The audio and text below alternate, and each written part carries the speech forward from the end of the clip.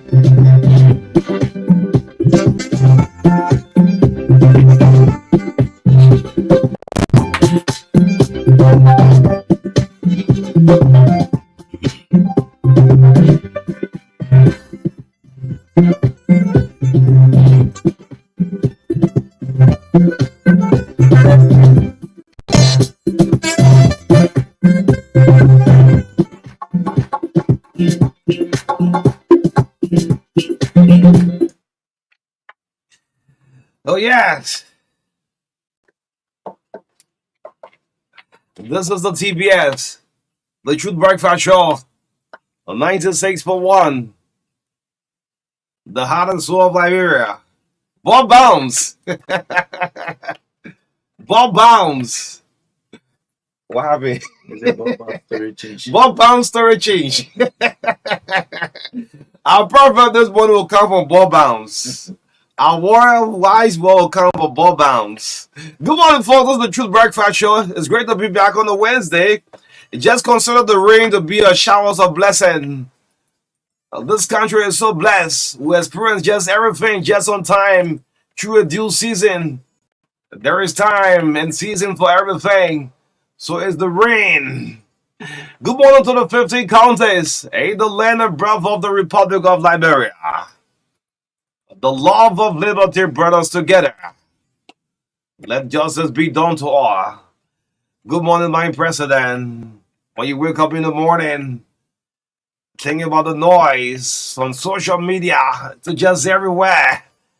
President Joseph Yuma Boykai, I'd like to greet you this morning, all of the members of the 55th. Good morning.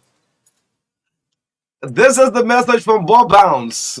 If I would have called Bob Bounce, Marka. Borrowing from Jacob Jala, representing the Musa ability, 37 minutes ago, dropped this on social media. He said, dear colleagues of the 55th House of Representatives, as you move forward your discussion, as you move forward with your discussions, please consider the impact of your words. The use of aggressive language is becoming more difficult to bear. Bob Bounce continues saying, let's approach our colleagues' actions with patience, whether they are right or wrong. And remember that your right ends where the others begins. Thank you. This is Musa Hassan Bolate, nicknamed the Bob Bounce. Good morning, folks. My name is O'Neill. Yes, this is O'Neill Roberts, Marka Davis. What's happening? Who stopped the theme song? Yeah, Marka, how you doing this morning? Hope you okay. Yes, good morning. Hope you okay. And in my breath month, so consider me. I mean, there are some behavior you won't bear. Yeah, just have to accept it. I know. Yeah. I'm good. I'm good. Thanks for the introduction this morning. Thanks to our people for joining us. Thanks to Marian Togman for being here early in the morning. Yes, I love to acknowledge his commitment. Thank you. I hope you will not be white chicken. That's yes. Our wonderful followers. Good morning. Good morning to especially the silent listeners. And you know, sometimes the silent listeners show up in a different way. And we experienced one yesterday. One silent listener show up yesterday. Let's do this. Take your time and do this. Something strange happened. If it was since 1847. I know that. Joseph Bogan, I know the what's happening. Yeah. But sedition when Joshua was in power since 1847, first of its kind happening in Liberia. Something strange happened on yesterday. Sure. Yes, share that with us. Yes, and you know we were on air, you know, during the show, and then the security came to call me. You know, I said, why can't people call me from when I'm on air? So I went out there, and so like I started the silent listeners, they normally show up in a different and unique ways, you know. So when I went out yesterday, I saw an elderly woman with a flask with four pieces of milk. Okay. You know, and tea, a half dozen of teaspoon. For an old man. Yes. And you know, the interesting thing is this lady, Marka Colley, says she has been following children forever. Wow. Even though she was clear to say that she listens to the breakfast show, she listens to the news, she listens to State of the Nation, and then sometimes she flip through other stations too, you know, to get. So and this lady is so much interested in current affairs to the extent that, and we asked her, can you write her name and number? She said, I not go to school. Okay. And this woman speaks as if she is a graduate. Wow. So that lady showed up. A silent listeners showed up yesterday with these things. And guess what she said? She said, you know, it's not easy, but I've been keeping this money small.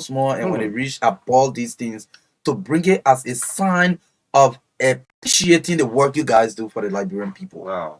Yes. Wow. You know, I was shocked. You know, this lady came from where they have the cow factory. Is it behind Fendel? That's the distance she came from yesterday. Yeah. Just to come and deliver that to us as a sign of appreciation for what we do. So when I say in recent days, when I say our true listeners, our true followers, they know exactly who we are, not the pop-in followers. These are some of the things I'm talking about.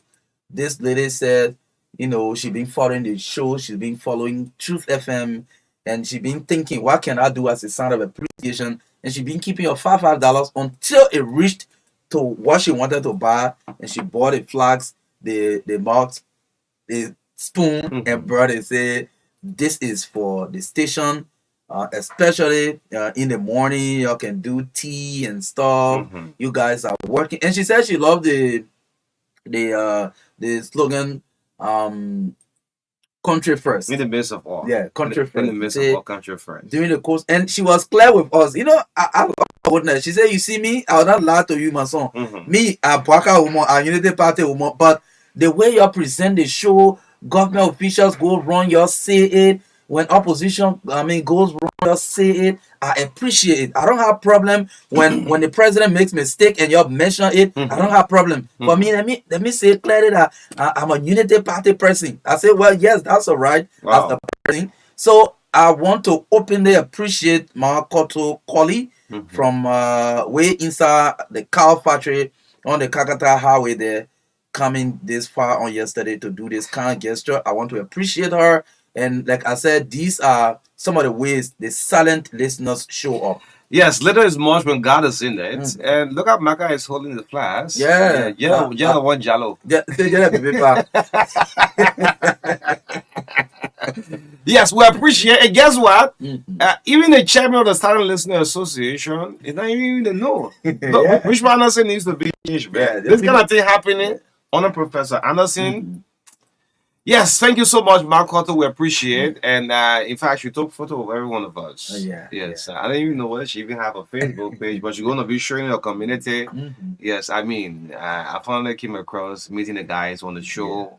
Yes, but thank you so much. That's his love for country we are doing. It's not easy to sit between the microphone every morning. I mean, some people dislike what we are doing, but our main slogan in the People midst do of really all- appreciate people for Yeah. what they do. Like, for example, see politicians that they don't were running for Senate.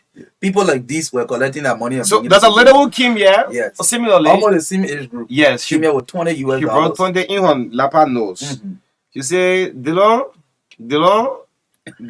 She called Dillon in 3 times. Right in our lobby here. Dillon. Yeah, my own contribution. Now my own yeah. contribution. I've been keeping the money right in my Lapa no. I know you'll make a change for us.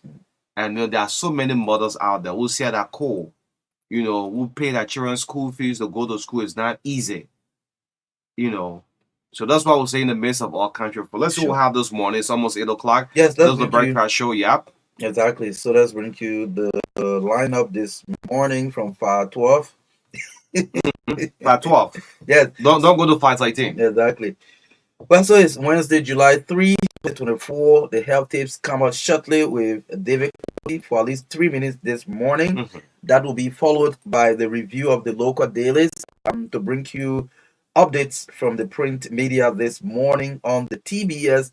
And this show is proudly sponsored by Orange Liberia and EcoBank Liberia Limited, the Pan African Bank. In our studio chat this morning, we'll talk about traffic police officers versus motorcyclists since the no-go zone restrictions. Yes. We want to review some of the things that have been happening over the period of time. Maybe we'll just throw light on the the famous ERW junction because that's the highlight of the country right now. Okay. Yes, and again, lawmakers seen riding tricycle to work with their official plates, license plates, in protest for what they call executive, ignoring them, prioritizing the Senate over them, not giving them their benefits. That just end benefit. Yes, they're just benefits. Let's put that just there for them. Okay. They are just And benefit. Okay. All right. Benefit, yeah. Yes, again, Futa Corporation, we understand that the Labor Ministry have moved in. Yes. So we'll talk more about that. We understand a team of inspectors moved in to do some investigation as to the issues we've been flagging here on the show. So that's very important. And we will talk about these things this morning. And at 8:20 to 8:30, we'll bring you the segment Talk to Your Leaders, give you the opportunity to call on the show to contribute to some of the key points of discussion this morning. At 8:30 to 10 after 9, Global Education Partnerships Enhancing Collaboration between Arcosa's College of Education and American universities. We will have a team from the 2 separate institutions. Dr. Benjamin Way will be here this morning to discuss about that partnership and other work they are doing in the education sector. Remember, he came from the U.S. recently from a tour of several states. He will also share with us some of the outcome of these engagements. And at 10 after 9, we bring you sports, entertainment, commercials brought to you by EcoBank Liberia and Orange Liberia. At 9:15 to 10 o'clock, celebration of LRA's 10 years anniversary.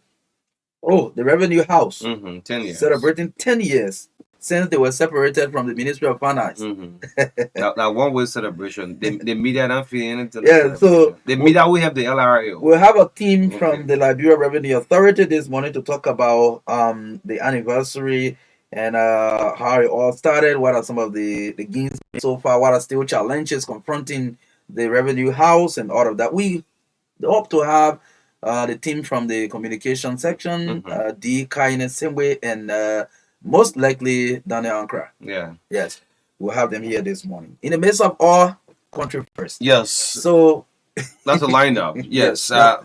Beautiful lineup. Great lineup. Happy anniversary to the Revenue Authority. But one thing missing.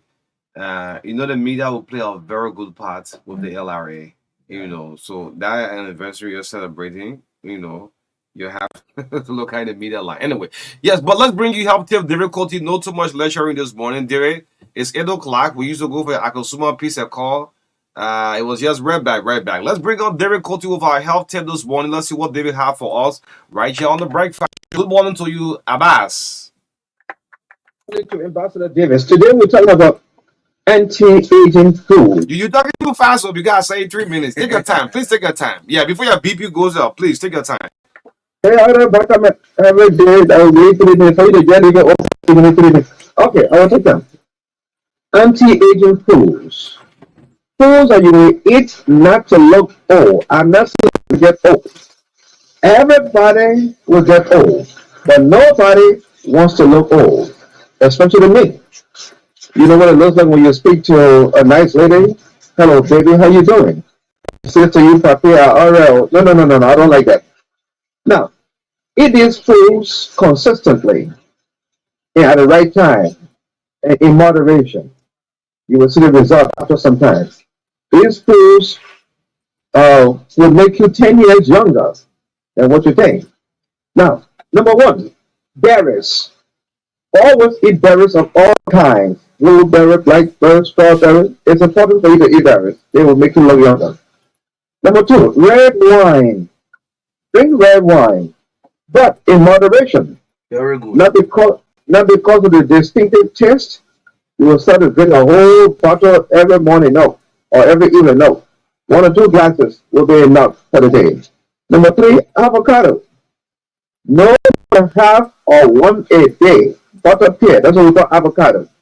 Do not eat more than one a day. Those things have nutrition, but they also have medicine in them. That's how God, not more than one of them. So you who got a butter pear tree, you have to be very careful. Number four, watermelon. It's a very good food that can make you look younger all the time. You will be old or you will look young always. Watermelon. Now be careful with the watermelon also. The glycemic index is 72. Be careful. If you have one, you can divide it into 4 or 5 parts and just eat one part. But not to divide it in half that and just swallow a whole half. No, it's not good. Tomatoes are also good. It will help you to look old. I'm not talking about you opening a tomato cup and start licking it. No. I'm talking about fresh tomato. It's important. Carrots are also good. You can eat it or you can do a carrot juice. It's good. Number seven, garlic. Garlic is very good. It's always good to cook it in the food. If you want to eat it raw, that's not bad, but be ready for the bad scent. I cannot say garlic, say you eat it, don't come near me. No. Number eight, olive oil. This is another very important carbohydrate. You need to take it in moderation. Only 1 tablespoon in the morning on empty stomach. And in the night, 1.5 hours before you go to bed, one tablespoon. All right. And with olive oil, please don't forget this. Do not keep it for more than 6 months. Once it is open, not more than 6 months. You can do it in 6 months. Now, fatted fish like salmon. Now, this is what we want to hear about. Green tea also makes you to look young. It's very, very good for you. It will make you look younger. But you must drink it consistently. I'm not talking about you drink a cup today in the morning, then you wait for 2 weeks, you drink another cup. No, it has to be done consistently. Dark chocolate is another thing that is good. Last but not least, nuts. The nuts you buy from the supermarket, that should also be eaten in moderation. Just a handful. Don't sit there and divide a whole cup and just start swallowing it. No. Remember this. If you are not used to drinking water in the morning, I advise that you do so now. It's very important for your health. Naturally, when you sleep, you lose water. You must replace that water. The body is made of 60% water and it must be maintained at all times. Oh yes, it's important. The water you lost when you sleep, or the water that you lose when you sleep, you must drink it in the morning and replace it. But when you're about to drink it, when you wake up in the morning, don't just start drinking right away. Wait for 15 to 20 minutes. Then you start to drink. And when you're drinking, don't drink in a galloping way. You grab the deck of water, whoa, whoa, whoa, whoa, and fill up your stomach. You will not get the benefit. You must drink it sip by sip, small, small. And do not brush your teeth before you drink. Drink water in the morning before you brush your teeth. Thank you very much and have a great day. Yes, thank you so much, David Quitty. Deal with our health tip. It's a regular feature right here on the Truth Breakfast Show. David, thank you so much. Let's bring you the review of the few. Look at the list with us this morning right here on the TBS.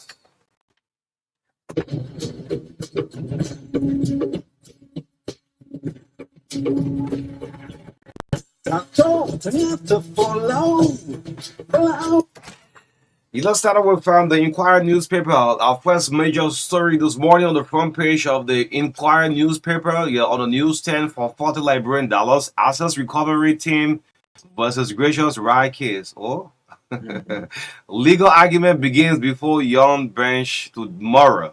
I'm seeing Chief Justice. She's captured here on the front page of the Inquirer. Grapple copy. Then, of course, read the rest of the story. Will Boyka ever audit WIA? It's a question mark. The Inquirer newspaper is asking, will President Joseph Boyka ever audit George WIA? Well, it's a big question mark. Grab a copy and also read the rest of the story. LPRC clarifies over US 7 million loan. The LPRC next we will take a look into this. This 7 million loan, Amos 12, the LPRC managing director is captured on the front page from the Inquirer. Let's go to the back page and see what the back page have. Director Wright monitors donated medicines impact in LOFA. It's on the back page of the Inquirer newspaper. That ends the review from my end, from the Inquirer. Yes, I'm going for the hot pepper newspaper, but I'm not going to state the lead story. So we'll go to the sub lead story. Stop running government offices like private farms. EFFL issues stern warning to heads of ministries and agencies. That's the Economic Freedom Fighters of Liberia. Stop running government offices like private farms. EFFL warns stern or issues stern warning to heads of ministries and agencies of government. Let's go to the back page of the hot pepper newspaper. LMBA Secretary General elected Vice President of West African Bar Association. Councillor Bono Vama is captured on the back page of the hot pepper newspaper. Lawmakers ride tricycles to work.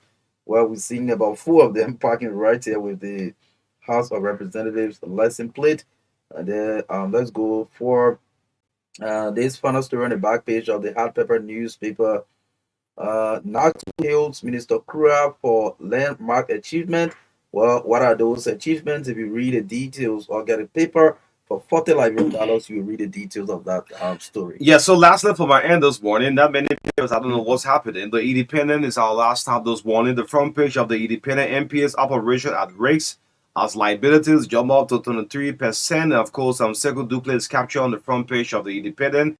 Grab a copy and read the rest of this story. GFK hospitals in bad shape. Medical boards report reveals. Yeah. GFK hospital in bad shape. All your plenty raising you're doing on the social media. The health sector, you forget about too much job. GFK hospital in a bad shape. Medical boards report reveals. It's on the front page of the Independent. It's a sub-lead story. Let's go to the back page and see what the back page have. The back page of the Independent. Methodist mount pressure on Bishop to state church position on same-sex marriage. It's on the back page of the Independent copy, and of course, ECOWAS endorses biometric identity, urges member states to comply. Yeah, it's a sub-lead story on the back page of the Independent. That's for my end. Yes, let's go for the Women Voices newspaper. The lead story on the front page: greedy people. Representative Foko throws house in the mud amid Keke protest. Well, that's the representative of district in Montserrat County captured on the front page of the Women Voices newspaper with some tricycles parked in a courtyard of the House of Representatives or the Capitol building. Also, the sub-lead story, Foreign Minister Yanti on spotlight as House pushes for action amid report of abandonment causing female foreign service officers to do immoral things to survive. That's a big story. Foreign Minister Yanti on spotlight. The House is reportedly pushing for action amid report of abandonment causing female foreign service officers to do immoral things to survive. Well, that's the Women Voices newspaper is sold on the newsstand for 40 Liberian dollars. Grab a copy and read details of that development. Yes, we wanted to thank you so much. The Truth Breakfast Show is proudly sponsored by Orange GSM Company, the number one network in Liberia in terms of coverage, in terms of subscribers across the country. Orange remains number one. Internet, all of it is effective. Keep using Orange, and of course, our proud sponsor is also Echo Bank, the Pan African Bank. Yes, we encourage you to go and get a credit card. What happened? You laughing? Go and get a credit card for the Echo Bank. Yes, these are our major sponsor. The TBS, we're running with time this morning, so let's see who can fit in with our time. Our attention, our first talking point have to do with the police. Yes, Liberia National Police. There's some since this go zone, which was very difficult at the onset of it. We all know that Liberia National Police all the period of time have been finding difficult with no go zone. But at long last, it's actually working some way somehow. The police have agreed that the cycle themselves should have ride with a helmet. The passenger behind should ride with a helmet. But what is disturbing? I want to bring this to the attention of the chief of traffic, or even, in fact, the inspector general of Liberia National Police. Police officer, every day you ask for one registration paper. When the back rider pass, these guys were difficult to listen to, adhere to your instruction, but they are abiding by it. Every day you ask them for one receipt over and over. When the guys show photocopies, you say you want to see the original. This is becoming too disturbing. Even my very self driving a vehicle, I don't have the original document in the car. The original is being kept home. A photocopy. So if a photocopy is shown out, because these are things the writer have bring up to our attention. They say, look, at the onset of this, we're not abiding by the police, but we believe that we want a betterment for our city.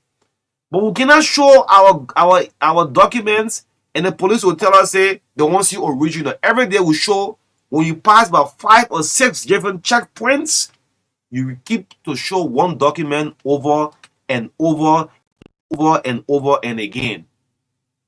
Is there a way out for the Ministry of Transport to give one official tag that cannot be duplicated, and when you reach to a checkpoint and just being shown? Because the men just keep showing this one document over and over, and the traffic officers are asking for original copies. For God's sake. My vehicle that I ride, I'm not driving with the original. I keep it just in case they get missing. That's why the photocopy is there for. So I want to bring it up to the chief of traffic. The cyclists, the guys are going by. We encourage you then go and register the Ministry of Transport. Register, get your lesson, get your driving lessons. But this issue, when we have a concern, we have to bring it out to you people. That's one of the major observations I've seen. I've rolled my helmet my very self, but just on yesterday, 3 different areas I have passed. The officer, let me see, checking one document, you go to the next other place, over and over and over and over and again. That's consuming of time. Time is money. The guys are not making money, so we have to bring it to your attention. Yes, something happened at the Ministry of Marka, and I want Liberians to listen up to this. The Futa Corporation. Look, Liberians, Amos always will say, Liberians, get yourself involved. Be other people this army. We are losing everything in this country. Our land, the sweet land of liberty is taking all of our mouth. Look at all the stores you see, all the buildings you see in this country, rent or lease. Y'all take this from me this morning. All of you are big politicians in this country. You're fighting on social media. Our country is going away from us. Foreigners have now taken over Liberia.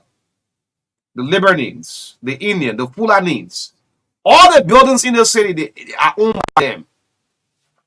90% of the buildings are owned by them. Shop and stores.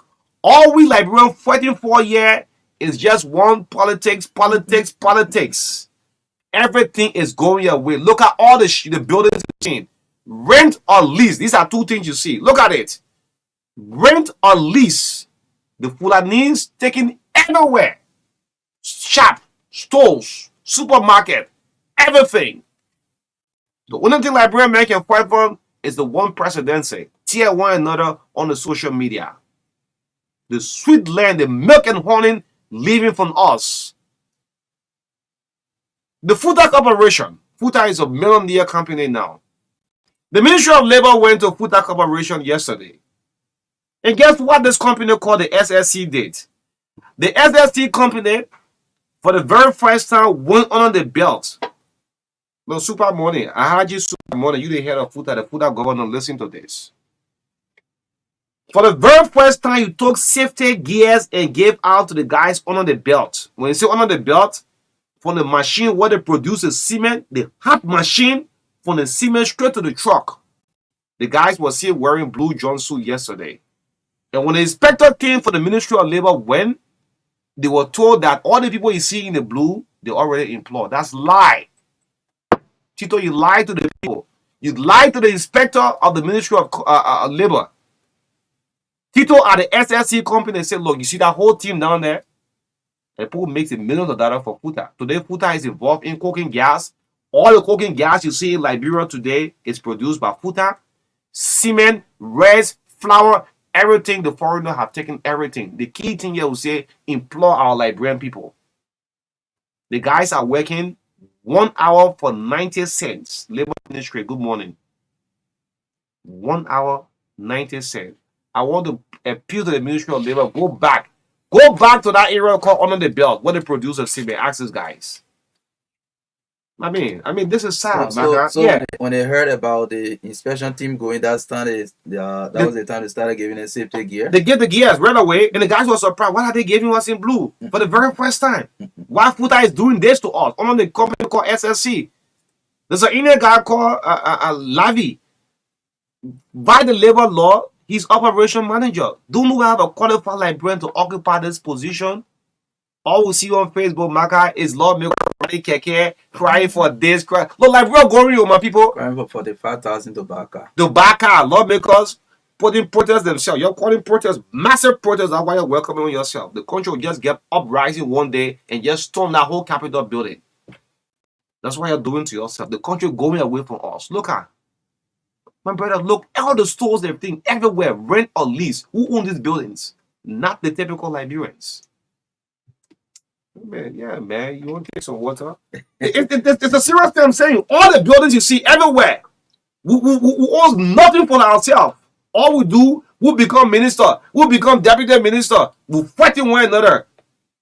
That's all we're good for.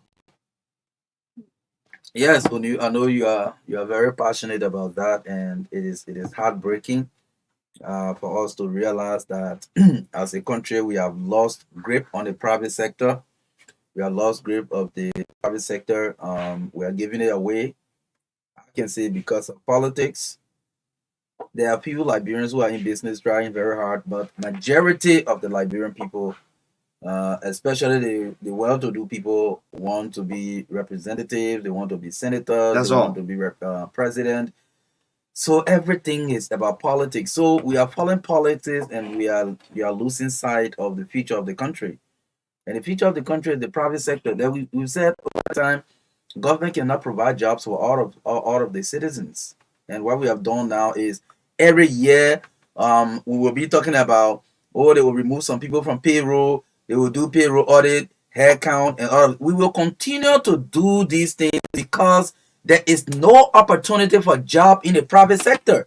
We have given out the private sector. We are giving it out. And just as Onu is saying, we have been observing that all of the story buildings you see under that store, on top the rental apartments, these are not owned. I mean, about 90%, 90 to 95% is owned by people who are not Liberians. Of course. They are investing in those things and leasing it to our own Liberian people. Leasing it, rent or lease. Renting. Rent or lease. That's all you see. The whole country, rent or lease. Are we thinking How can we empower our own Liberian businesses to start to compete? That we can start Liberian companies can start to own some of these buildings, renting and leasing them. But we are so much focused on politics, not just politics, but social media politics, to the extent that we are losing sight of the future of the country. The whole And country. this is a serious matter. Sick and People tired. who are visionaries need to sit and start to think about these things. They need to start to think about these things. All the young people want working in government. Government cannot give everyone job. Every day we fighting over these crumbs we call the budget. The budget that had it hit 800 million. We're fighting over it. This whole country. Whole A country. billion. We have chased $1 billion for forever. Okay, even when 6 years or 4 years ago, when we said, well, we need to raise the budget to reach a billion, we have not been able to do so.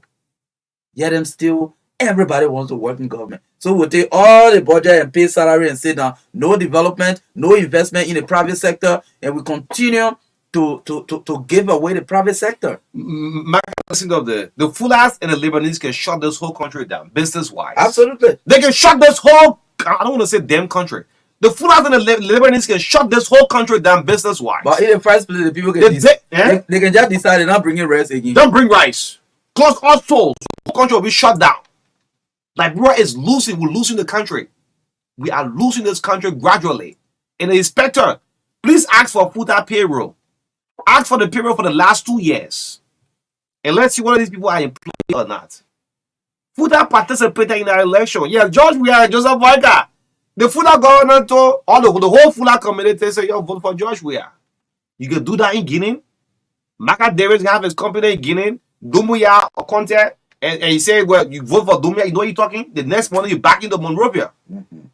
This cannot be happening with Liberia. All the stores building, every shop you think, we're losing everything. Only liquor will sell. And shamefully, we saw some members of the House of Representatives Riding keke. I know we agree. It is your legit, because when you put in the budget, it's a law. We agree. Yeah. But you riding keke to go to work to tell the Liberian people that, oh, the government's supposed to give me this thing. Liberian people, you are calling 100 people. Some of you opposition lawmakers are criticizing the executive of depriving the. I listened to Safoko talking about how you oppose section of the House of Representatives on fire because they're not considering the interests of the people. The interest of the people.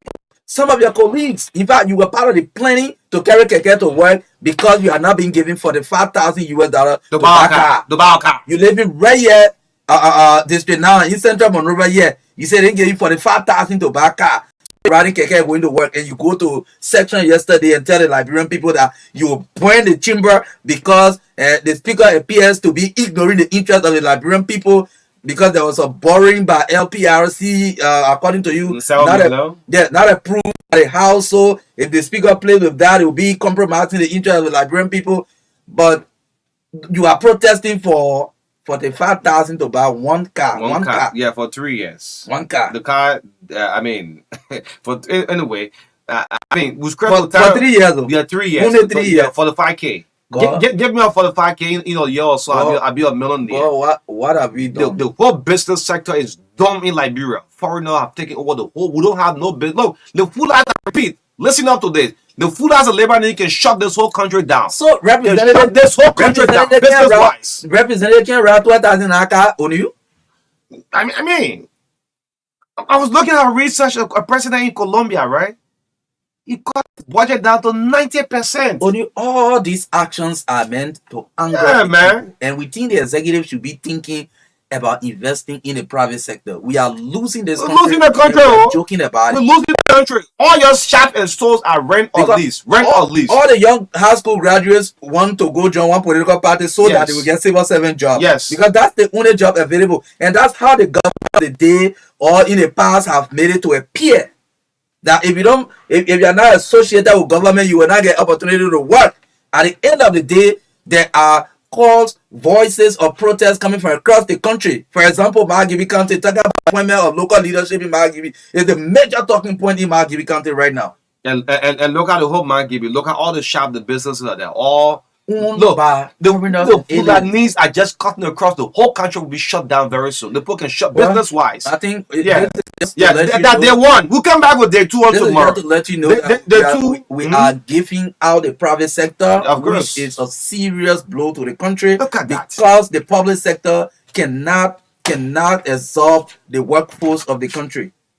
Yes, let's pick few calls up at least for 5-6 minutes. But tomorrow we'll do day Every two year of you this. graduating 3,000 university graduates. Yes, What do you expect them no to job. The UL put on graduate, So set up Maurice, I will AME, say, also the children like politics. So what they would do? Stars University, all people that graduate, no job. Yeah, even you said Yeah, you want to man. make a point, you can Let- also call. So Yeah, that you take phone calls. let's do a minute because our guests already at least for 5 minutes, 5-6 minutes. This is the breakfast show. This issue of the police have to stop. Every day asking for one document over and over. I think this is harassment, right? Let's pick few calls up. Our guests already in. Good morning. Mhm.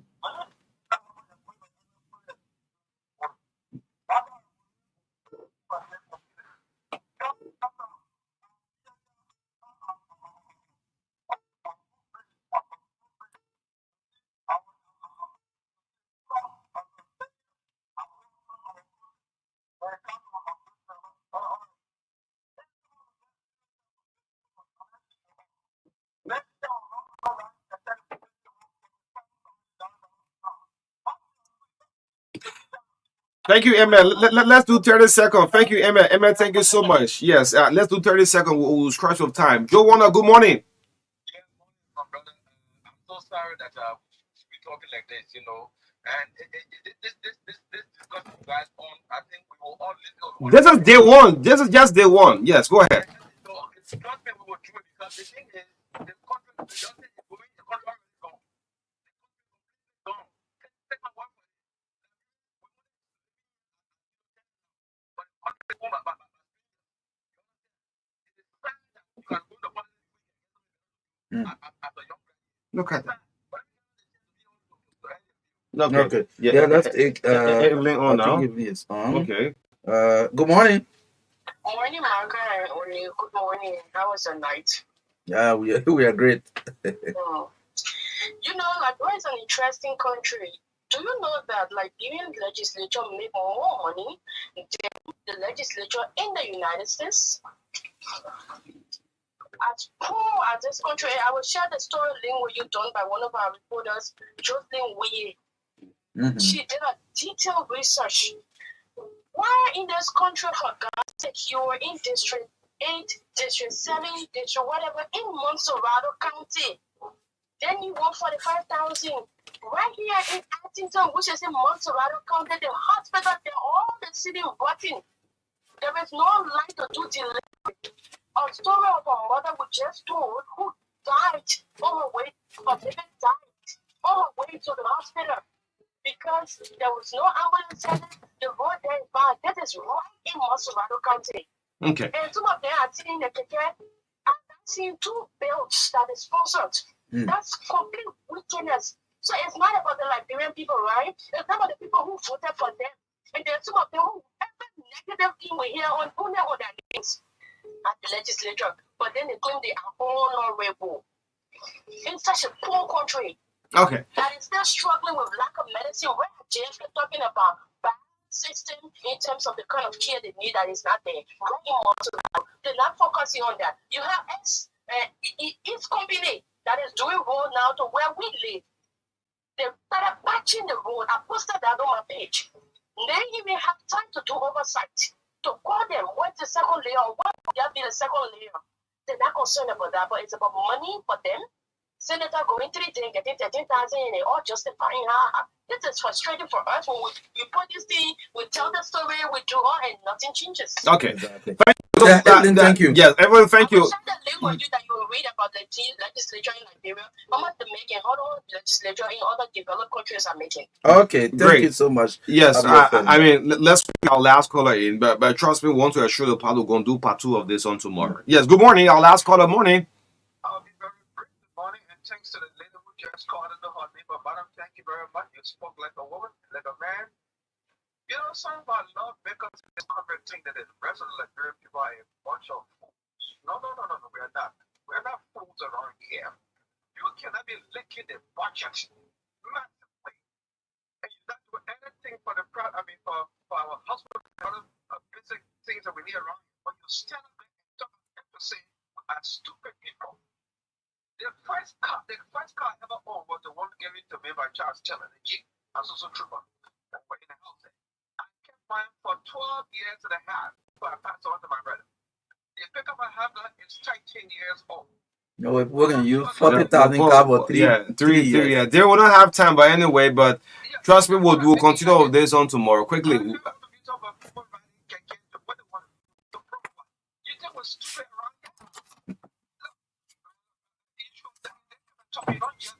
here? No. It's good. It's good. It's good. You're like Brempo. No, you gotta talk. Leave it. We introduce it. There is no we introduce it, so we'll definitely we'll bring it back. But as we close on this one, I'm urging the Ministry of Labor go back to Futa Corporation. Ministry of Labor, please. Please go back to Futa Corporation. And there's some kind of internal wrangling in the ministry. Marka is sad to say, I will shadow the whole chapter of the Ministry of Labor, division in the Ministry of Labor. That one is not my concern. My concern here, please go to Futa and ask all of the necessary cues. Talk with the people down there. Country is gone. Rent or lease all the buildings, all. Wake up in the morning. The Fulanins, the Liberals can shut this whole country down, business-wise. We don't have nothing. So politics. Yes, I guess you're ready. These people are educated all the time. And Dr. Wade, yes, I'm seeing my good old friend back in country. This is the True Breakfast Show. Trust me, on tomorrow we'll go exclusive on this. It will take sort of get 1 hour. We'll definitely do so. So we have our our first segment gets pressure over the text I get. You won't believe it. Yeah, I'm also receiving building messages. Store for rent or lease. Now the biggest business in the whole town now. See one man paying for a shop for 3,500. You can't make the money at the end of the day. The country is gone. You'll be there bathing in politics. Anyway, let's talk some education matter this morning. Dr. Benjamin Wayne, good morning. It's great to see you. Welcome back home. How you doing this morning? Yes, good morning. Good morning, O'Neill. Let me try to be to sound like a Liberian so that I'm not. Not too wasting. You're turning to American. When you have to have conversations with Americans in top at the hierarchy of top universities, you have to have a middle voice, and so I try to do that over the time there. But it's good being here. It's good being back home. There's no work like home. Okay. Thanks for the invitation. Yeah, Dr. Nelson, great seeing you. I remember we had a great time doing your first appearance here on the radio. Dr. Randy Nelson, welcome again. How you doing? I'm doing well. Thank you so much. Okay, I like the energy. Sound very lively. Yeah. How's Liberia treating you, Dr. Nelson? Liberia is treating me very well, as always. It's a great joy to be here. Okay. Great. So let's talk about this. Global Education Partnership. Dr. Wade, maybe you can jump start of this.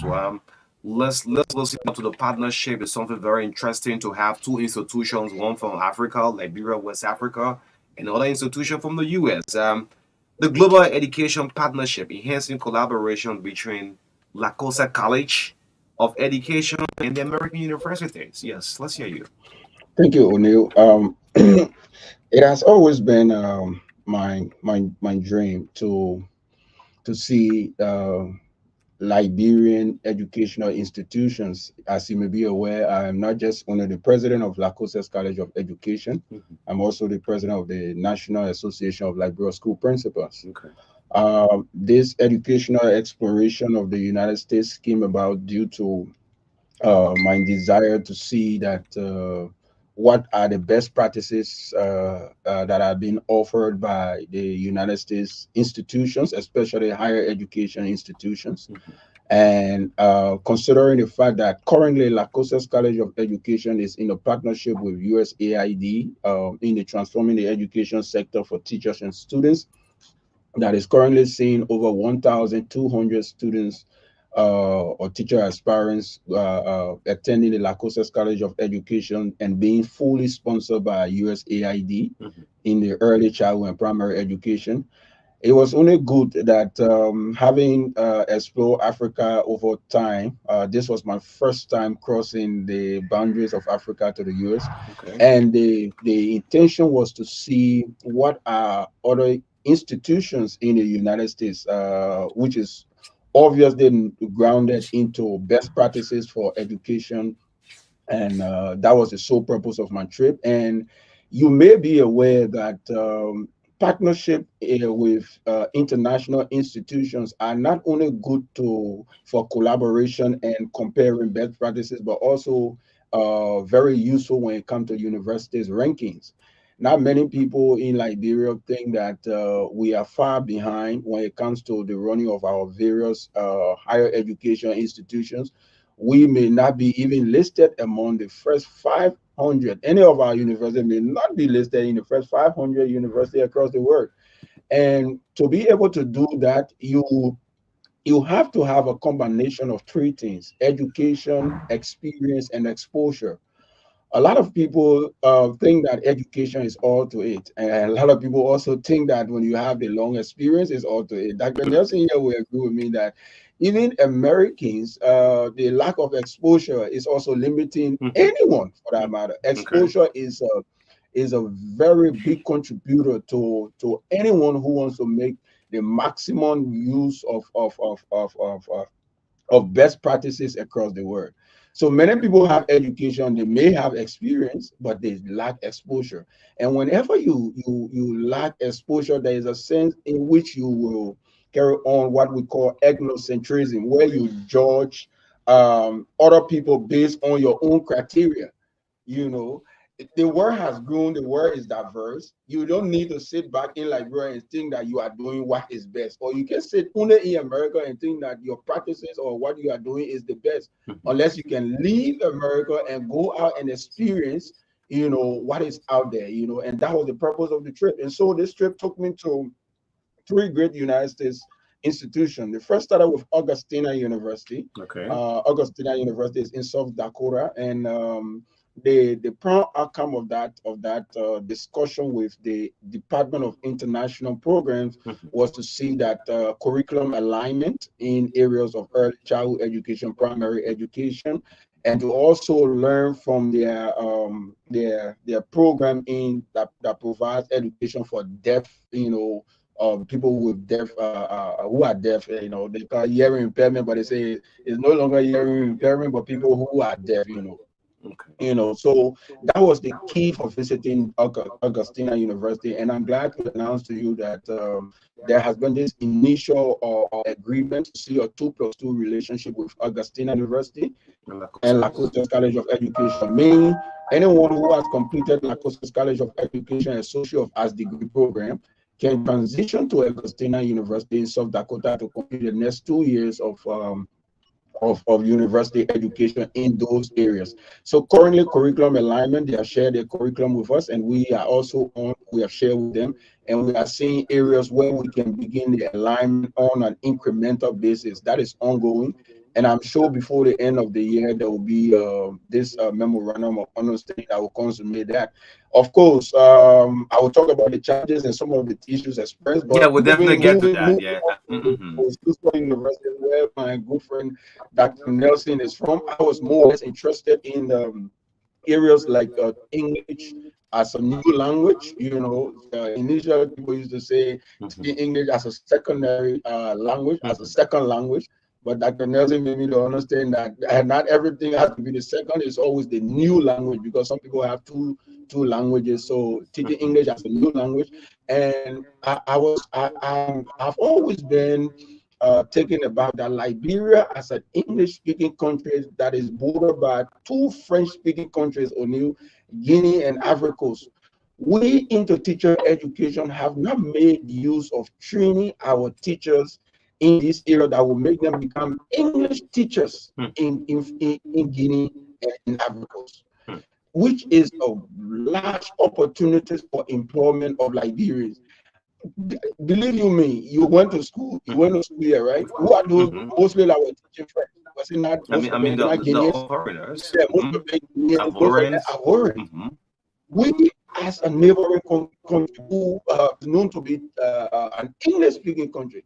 I thought we should do the reciprocal, that we are able to become English or teaching English as a second language in these two large neighboring countries. And so Lacoste has this vision to train her teachers, who are in the English department, to be able to teach English as a second, speaking English and teaching English as a second language. I mean, Are two yeah, that's two different things. to Mhm. Washington D.C. Maybe during the discussion we'll go in detail what happened at Sioux Falls, Washington D.C., where I visited Harvard University, and our partnership at Harvard is basically towards research. Harvard University is interested in African research, especially the director of African studies is interested into African research, what is going on in Africa, how is Africa evolving into data collections, that are safe and secure, how is Africa evolving into, meeting contemporary technology and all of that. And so our partnership with Harvard University is basically going to be, is going to take the areas of research collaboration. And so basically, the three universities I visited, one was institutional collaboration that will see student and staff exchange.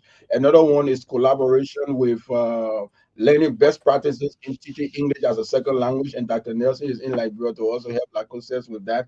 And then Washington, the Howard University was basically into research collaboration. And so basically, those were the main purpose of I mean, great my. experience, great tour. Yeah, Yeah, it was. that was wonderful one. Yeah, let's get to Dr. Nielsen in terms of the partnership. What does it mean for, I mean, for a college in Liberia like Jose to have this partnership, I mean, with these American universities? Anytime you can branch out and create such a partnership, it brings strength to the institution. And I think Dr. Wei is correct and wise in trying to accomplish that.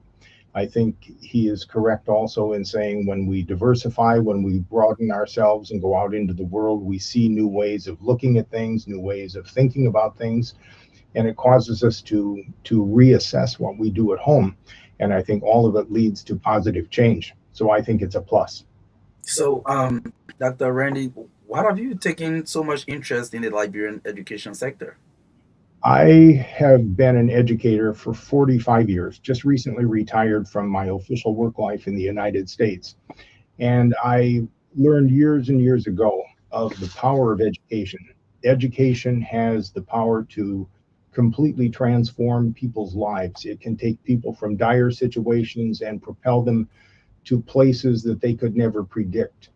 In order for people to accomplish that, they have to have a strong education. And to have a strong education, it requires very strong teachers with a deep commitment to quality, teachers with a deep commitment to the human beings who are learning that quality material in the classroom. So, having said that, what contributions will your institution be making Liberia in this partnership with Lacoste? My understanding is that they will be sharing resources and ideas from our teacher education program to help Lycosis, do essentially a comparative analysis to look at what we do, to look at what Lycosis is doing, Okay. what can we take from all of it to make Lycosis the best it can be. Let me just jump in there so that Dr. Nelson can explore on. He just said he's retired and he's going to be spending a lot of time in Liberia. Would you like to comment on Okay. what else? Yeah, what I'm doing here is in the past, I have come here every summer, and in the last 2 years, I've come also in December. But now I'm stepping up my game, as they say. And now that I am officially retired, I will be in Liberia 5 months of the year. I will be here in July and August teaching the teacher impact and empowerment training workshops that I've done. And then I will go home for the fall months, and I will be back in Liberia during January, February, and March. So Wow. I'm devoting 5 months of the year to Liberia. My mission is to do anything I can do to strengthen the education sector, to take 45 years of experience and just the knowledge that comes from that to help. Yeah, so Dr. Nelson, I'm here thinking about not in all the African country, not in Ghana, Nigeria, South Africa. Why Liberia? What are the key interests in Liberia? I became interested in Liberia originally through, I mean, it was a chain of events that essentially got me to Liberia. but I was affiliated with an organization in my home country in the United States that was building a school here. It's the King of Glory Mission School, and I was on a board there at that time. Okay. And I, had had many years of teaching experience in the public schools, and then moved into higher education and was working in teacher education, training teachers to become the best they can be. And I thought to myself, we're building a school. I can help train these teachers. I can help give them some tools that will make them more effective. And originally, I thought, I'll be training the 10 or 12 teachers that are at that school. Okay. But the first year I came here, we had very high interest in the program. And my first group was 145 strong. Since then, we've limited the number to 60 because it's a bit more manageable. But I realized that there's a tremendous hunger for the knowledge. Yeah. In Liberia. People want to be really good at what they do. They're very much thirsty for everything. Each year I get people who have been in the workshops the year before who just come back. They want to go through it again. I see people who've been in my workshops who attend who, I say their brains are like magnets. They remember the things that I told them from 12 months ago. Wow. In detail. And I'm always so impressed. As I've said before on this show, the country is filled with intelligent, enthusiastic people who are looking for any opportunity they can find to be good. So I'm yet thinking about, before I come out to Dr. Wade, how do you view our education sector? You have 45 years of experience. I mean, and with all of their experiences and the length of time you have spent in our country, on the overall, how do you see our education sector? Well, I think the education sector has some need for improvement. There are positive things that happen, but there are also some things that need to be improved. And I think the educators themselves are aware of that. They also know that the education sector needs some ways to refine itself. And so I see that there is a need for some greater instructional skills among some teachers. As I've said on this show before, an important issue that I see worth tackling is the issue of English language among teachers. Teachers have to be able to use the English language properly. They have to teach the correct content to children as they use the language. And if they are not able to do that, then they need to have a way to get that sharpened. Okay. So, Dr. White, having traveled to the US and seeing firsthand some of the work these institutions are doing, what are gaps in the Liberian system that you think your experience and this partnership can address? So let me begin by saying a very big thank you to Dr. Nelson for the hosting in Sioux Falls. Dr. Nelson was very humbled, not just taking me in around at the universities, in the US, everyone is almost, and not even almost, everyone is equal. No one gets time for whether you are a doctor or you are a bishop. In fact, I met my bishop was the one driving, his own car, and Dr. Nelson was so humble to take me around, not just at the university, like I said, but I was able to stand in 3 states at the same time. There's a landmark area for tourism in the U.S. that sees Iowa, Minnesota, and South Dakota, having the same common boundaries. So there's this particular place that when you put your left foot somewhere, you'll be in Minnesota, your right foot will be in Iowa, and when you stretch your hands on the next side, you will be in South Dakota, So I stood there for the first time and went to the Great Sioux Falls and the public library, Washington High School, and several areas. I want to say thank you to him. He has been my secret mentor, let me say this, someone with 45 years of experience in education. I've quietly watched him. We're doing driving. We had some conversations, and I'm happy to say that publicly that I appreciate him. And the fact that he's taking Liberia, in fact, he's going to be offering some English language courses at La Cosas during the 5 months of his stay here in Liberia. On a pro bono basis. Okay. He consistent. What does that mean for the school? I'm getting a lot of text messages from Moses Carter who talk about standard English learning. I mean, a lot of comments coming from everywhere. What does Yeah. it mean for Lacroixes, man? Well, like I told you, in the next 5, 10 years, we are targeting hitting the rankings of universities. I'm not around looking for maybe what people may be thinking about politics or over education. You every time your radio is turned on, you hear all of that.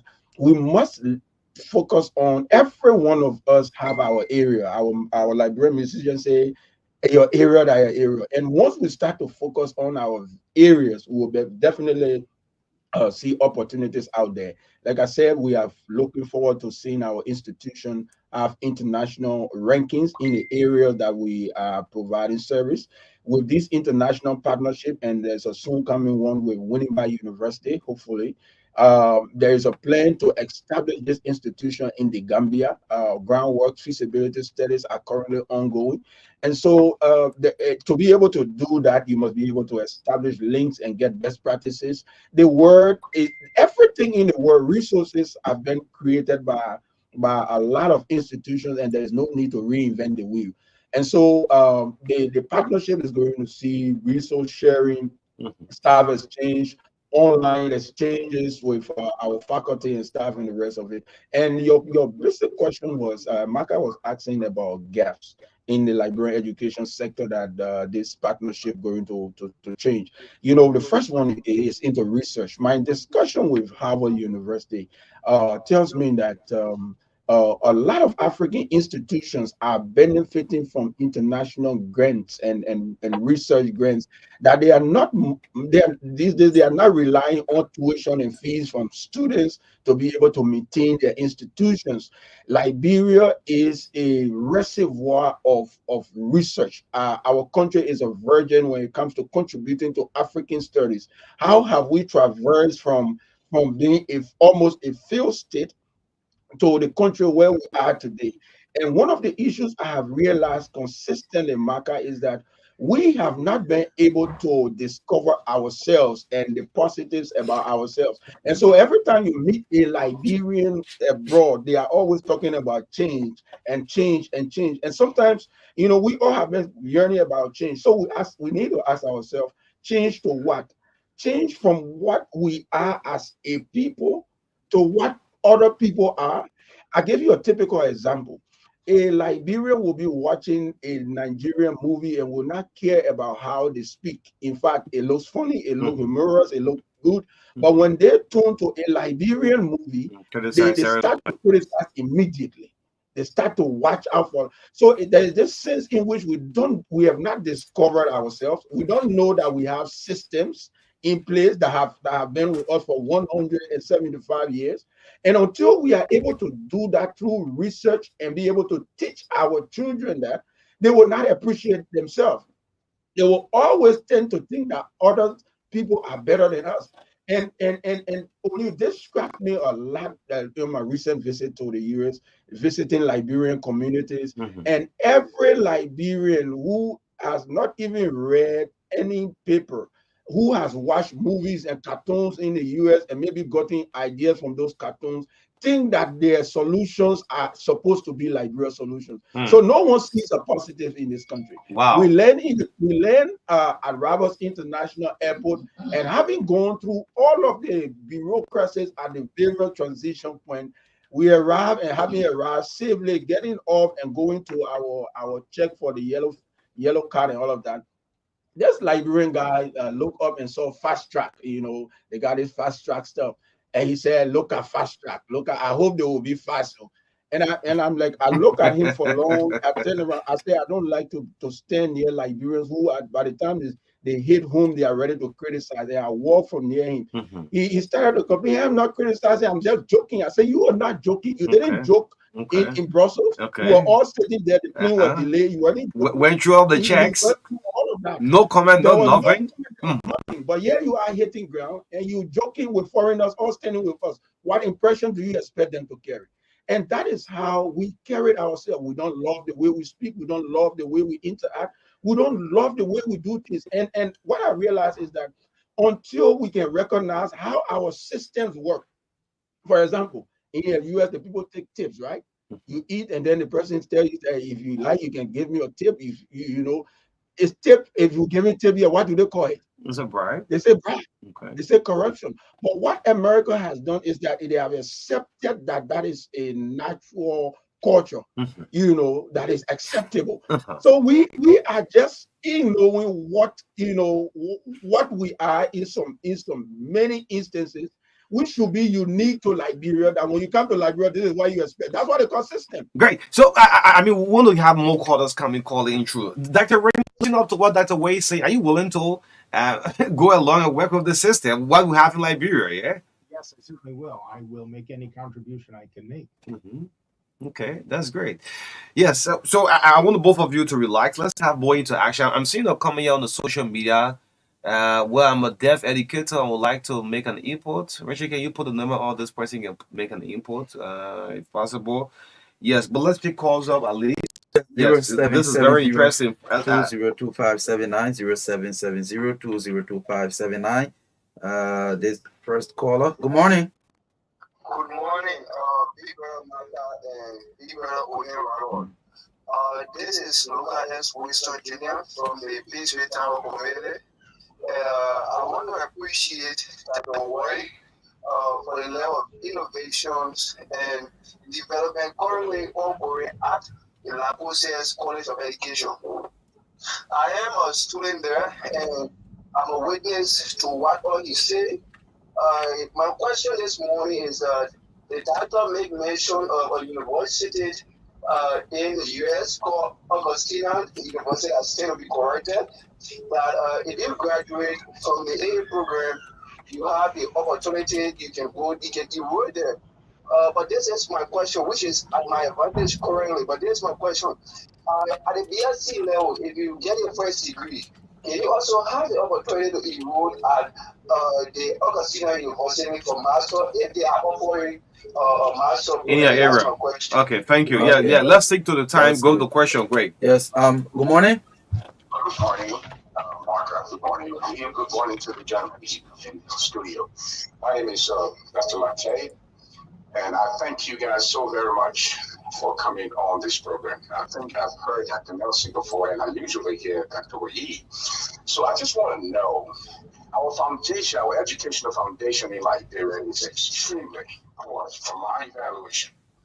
I want to know whether Dr. Nelson and Dr. Wahid believe that the teachers who ask for sex or bribe can be transformed in our country to make the foundation a lot better. What do you think about that? What's your idea on this? Have you ever approached it before? I appreciate taking my call. Thank you. Thank Okay. you. Good morning. Good morning, Ambassador. Good morning. Good morning to Oil, and I've worked on children's. My name is Aloysius B. Floyd Jr., and I'm from this morning from Lower Miami County.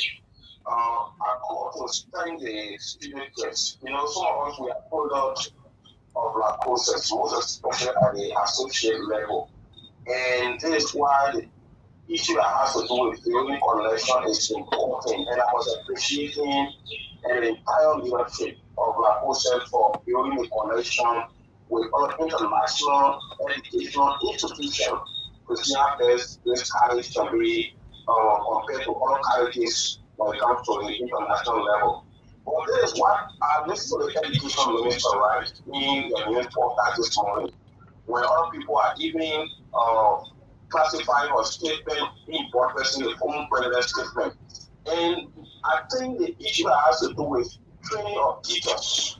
I mean, employment of qualified and competent teachers in the classroom, and a robust monitoring policy implementation.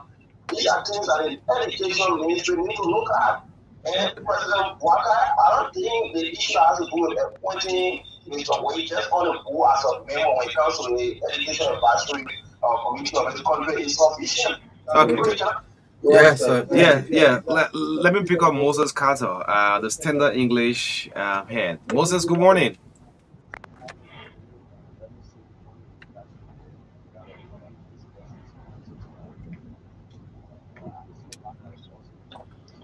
Yes. Yes.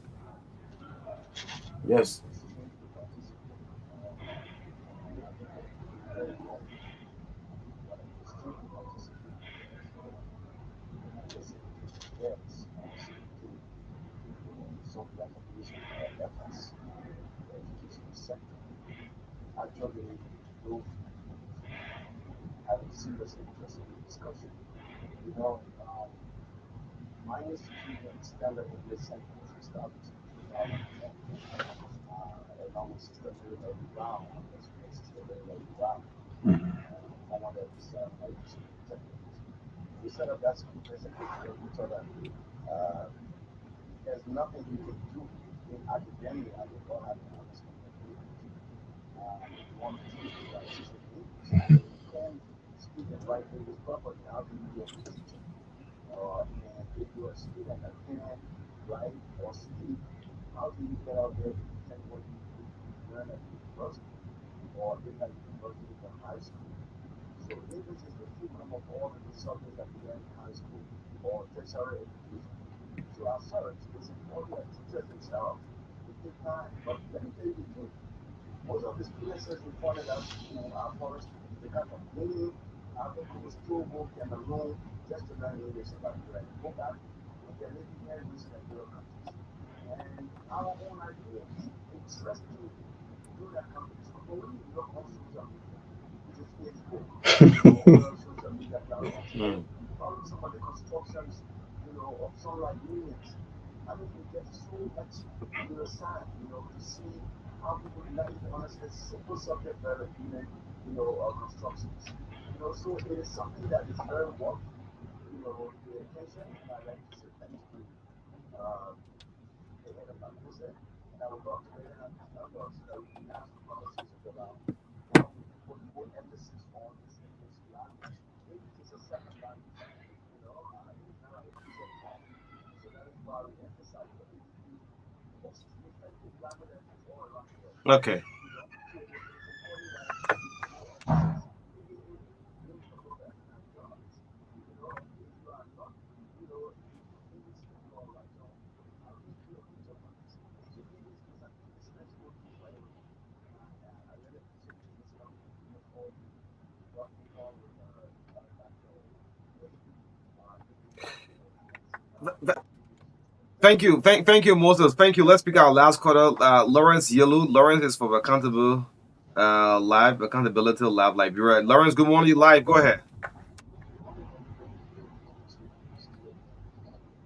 Morning. Mm.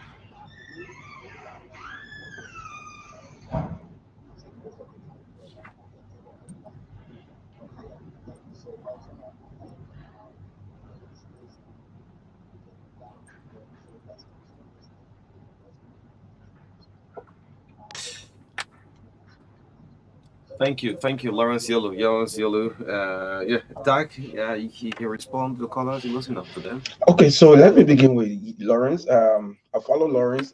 He was in Washington D.C. and there was this conversation with Africans, and from he was representing Liberia, and I was so impressed. I didn't cheat at all because I sat with Lawrence Yelu at Accountability Lab and during the interview I knew what he stood for, and these are representations we must commend.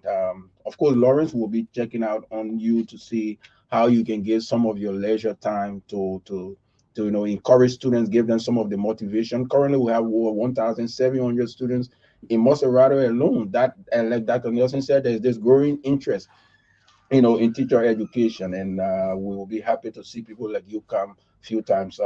The fellow from the Standard English, of course. My number is 0775 71 72 10, 0775 71 72 10. I would definitely love to collaborate with you. Like I said, teaching English as a new language or as a secondary language is one of our vision, is one of the tool we want to use to stand us out. That students of Lacoste can teach English in Guinea and Ivory Coast, our neighboring country. We provide a big job opportunity for them, and so our collaboration with you will be very instrumental. The color that called and talk about what the minister said and corroborating what the former president said. I wouldn't think that anybody in Liberia should continue to be negative about this education sector that we all are striving to make better. And whenever people just outrightly consider the system as a mess without any research evidence, it leaves me, demotivated. And I don't think anybody will want to do that. Every good researcher or policy makers must be able to come up with what has changed over time. And I think a lot of things have changed over time. Enrollment has increased, girls enrollment has increased, which is a major education data that talks about progress. There have been some scholastic material that have been produced. We have textbooks for the senior high in major subjects. That those are areas that maybe the utilization of them, we must always build our statements on the positive. That is how we are able to encourage educators. And I don't think any policy maker should always be negative about the education system we have, because Liberians live from here in this very education system that people just consistently call mess and go out there and become bright star. What is the secret that we need to discover and make it and focus on it? We need to do that and stop outrightly making negative statement about this education system. It is challenged, but it is not a mess. And I like to the issue of bribe and sex the caller talk about. I think we can solve this when we get into the licensure regime where teachers are licensed. And until we are able to penalize those who are into it, we'll continue to have that. It is negative. It is not contributing to the system. And until we can start revoking licenses from people like that, we will not get anywhere. And the caller who called about BSc in Agostina after a year to get your master's, that is not where our memorandum of understanding is going. It has a boundary between a 2 + 2, 2 years, at Lacoste, 2 years at Agostina, and I think that is what we're going to pursue. Okay. Yes. So, someone's mobile in there. Sorry. Sorry about that. Yes. So, Dr. Rainey, we're running out of time already. Yes. You care to respond with the take of the callers? Yes, I think I would concur with Dr. Way's comments. I think there is much that's happening in the education sector that can be viewed as good, and I think it's important to remain positive. I was intrigued by the gentleman who spoke about the need for proper English in the country. That's of special interest to me, Okay. because it is the foundation for all other subjects. And when students learn to use very correct English and learn to become great speakers and great writers and great critical thinkers as a result of their reading and their writing and their educational interactions, when those things happen, Liberian students, as they graduate and move forward into higher education, can become the great thinkers for the country, and they can be competitive, very competitive with other people from other countries. But a key piece of this is being very skilled in the language. It makes its way into all other subject areas, and it weaves itself into every particle of our future lives. And so I was most interested in that caller's comments, because I believe deeply that we need to do everything we can do to help good Liberian educators become the best. Great. So we're gonna do this. Let's do a roundtable parting comment. That the way I'm gonna invite you a lot of time with the Universal Library thing. It's a separate discussion. I don't want to I blame understand. La Cosa and the UL thing. Yes, let's do a roundtable. Dr. Nelson, as you close up in a minute, and a final word from you. My final words to the Liberian teachers, to the Liberian people in general, is continue to fight for what is right and good. Continue to do anything you can to educate the children of this country, push this country forward to a place it wants to be. As I've said so many times, I see a lot of greatness in this country. I see with the many, many people I interact with, I see a lot of enthusiasm and a high level of intelligence. People are hungry for the tools to excel. And I would encourage all of us to get involved in aiming toward that excellence. Great, yes. That So way, yes, you close up in a minute. yes, O'Neill, I want to say thank you so much. Dr. Nelson said he always admired your Oh, interview. my interview. Yes, he said that in the US. Okay. And so when I used to watch And in fact, I'm a Mary Lauren product. okay, Yes, it's a Mary Lauren. oh, Yeah. that's good. That's Yes, good. I'm You can see that, and you don't struggle with the English language at all. And but let me just say that Liberian students need to be deliberate about what they want to do and what they want to become. Dr. Nelson premise about how education can transform life.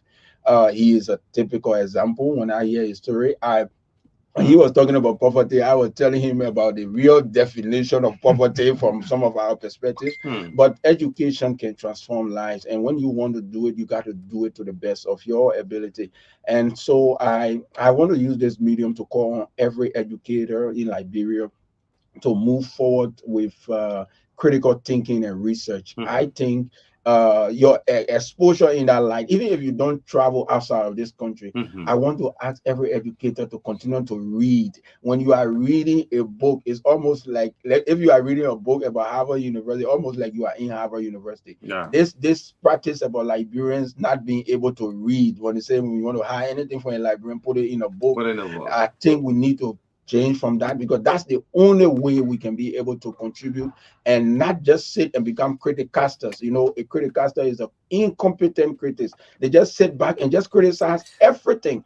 I think there are a lot of things that are happening in this country that we need to commend. Of course, we are challenged, but we can only recognize where our challenges are by knowing where we have come from and the vision we want to achieve. Thank you so much. It has been a pleasure being here. Great. Thank you so much, Dr. Randy Nelson, Dr. Benjamin Way, live of also the Truth Breakfast Show 96.1. The heart and soul of Liberia, great collaboration. We hope we'll have more details of the collaboration of the three universities in the US with La Cosa. Yes, this is the Truth Breakfast Show 96.1. Let's get a break. We'll come back at 9:15 this morning. The team, okay, sponsors coming up shortly. They will bring on the team from Library Authority. Yes, 10 years of the LRA. Yes, big coming up. This was the Breakfast Show. My name is O'Neill. Let's get sports, at least for a minute, yes or so. Then we bring on our last segment guest right here on the TBL. The show is proudly sponsored by Orange Jails and Company, and of course, Echo Bank, Liberia, the Prime African Bank. This is the TBS. What's making news in the world of sports coming up? Alami Tapia is here to fill us in the world of sports this morning on the Wednesday morning. Let's link up and say good morning to you, Naomi. Good morning. Good morning, O'Neill. Good morning, everyone. Welcome to the Passion of Life. The Liberia Taekwondo Federation is faced with uncertainty about the staging of the 2024 championship due to lack of money. It has been reported that martial arts schools or clubs are refusing to register to participate in the competition due to the lack of cash prize. The tournament that is expected to be held from 26th to 28th of July at the SKD Gym might not be held, as technical team of the federation are reporting that just 10 clubs have registered for now. The situation prompted the president of the federation, Master John P. Russian, to plead for help from humanitarian organizations, philanthropists, and government for support. He added that his reason for staging the competition on a regular basis is to keep the dreams of the athletes alive. Black Male Warriors Football Club are through to the semifinals of the Painesville FC tournament after the club won Global Farmer 2-0. The match was played at the SKD Sports Complex practice pitch with Elijah Reese in the Boston Bayuga netting Black Bay Warriors 2 goals. The reigning Orange Second Division champions remain unbeaten in the preseason competition with 2 wins and 1 draw from 3 games. The club on their official Facebook page boasted of scoring 10 goals in 3 games and has so far kept two clean sheets as well. Substitute Daniel Malian scored twice and Cody Gakpo got his third goal of Europe 2024 to help the Netherlands see off aspirated Romania and reach the quarterfinals of the tournament for the first time in 16 years. Liverpool forward Gakpo opened the scoring with a brilliant finish midway through the first half, cutting inside before unleashing a drive into the bottom corner. United States head coach Greg Berhalter has insisted he's the right person to lead the team to the 2026 World Cup despite his side being knocked out of the Copa America at a group stage. The US, who are tournament hosts, were beaten 1-0 by Uruguay as they finished third in Group C with only the top two advancing. Uruguay claimed top spot to secure the quarterfinal place, while Panama beat Bolivia 3-1 to progress to the last eight as Group C runners-up. And finally, Brazil will face Uruguay in the Copa America quarterfinals after being held by Colombia in their final group stage match.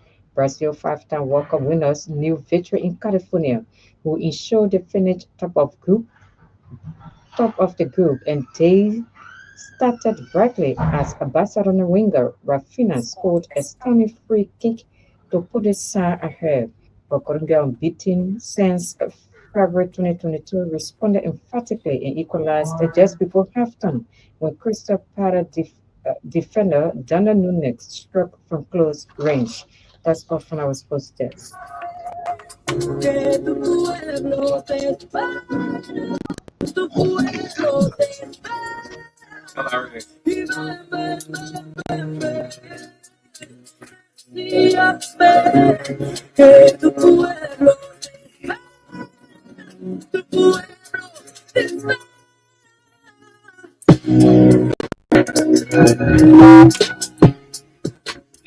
And thanks to Naomi Tapia with our sports this morning. Bang, bang, bang, bang, bang.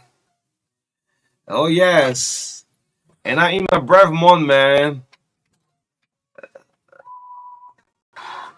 I'm in my breath month.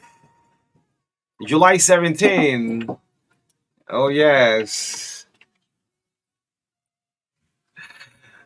So if we're set to go, I'm seeing Daniel Ankara already in studio. Yes, the Library Revenue Authority, I'm not seeing kindness same with, but I think that is very strong enough to go ahead. Yeah, yeah. Boss strong. Yeah, so I'll link up with Daniel as soon as we get a signal from our man Richard right here. Good morning to all of you listening up. This is the TBS. The show is relayed on a couple of other stations across the country. Yes, relay on Joy 101.5, Banana 98.5, Spawn 107.5, and of course, Voice of Liberia 104.1, relaying this last section. 10 years of LRA anniversary. Yes, congratulations to the Revenue Authority. To continue years, not something. Yeah, it's not an easy thing. A decade. But that's good. That's good. Yes, let's link up with Daniel Ankara. Ankara is Senior Communication Officer, Library Revenue Authority. Good morning to you, Daniel. How you doing this morning?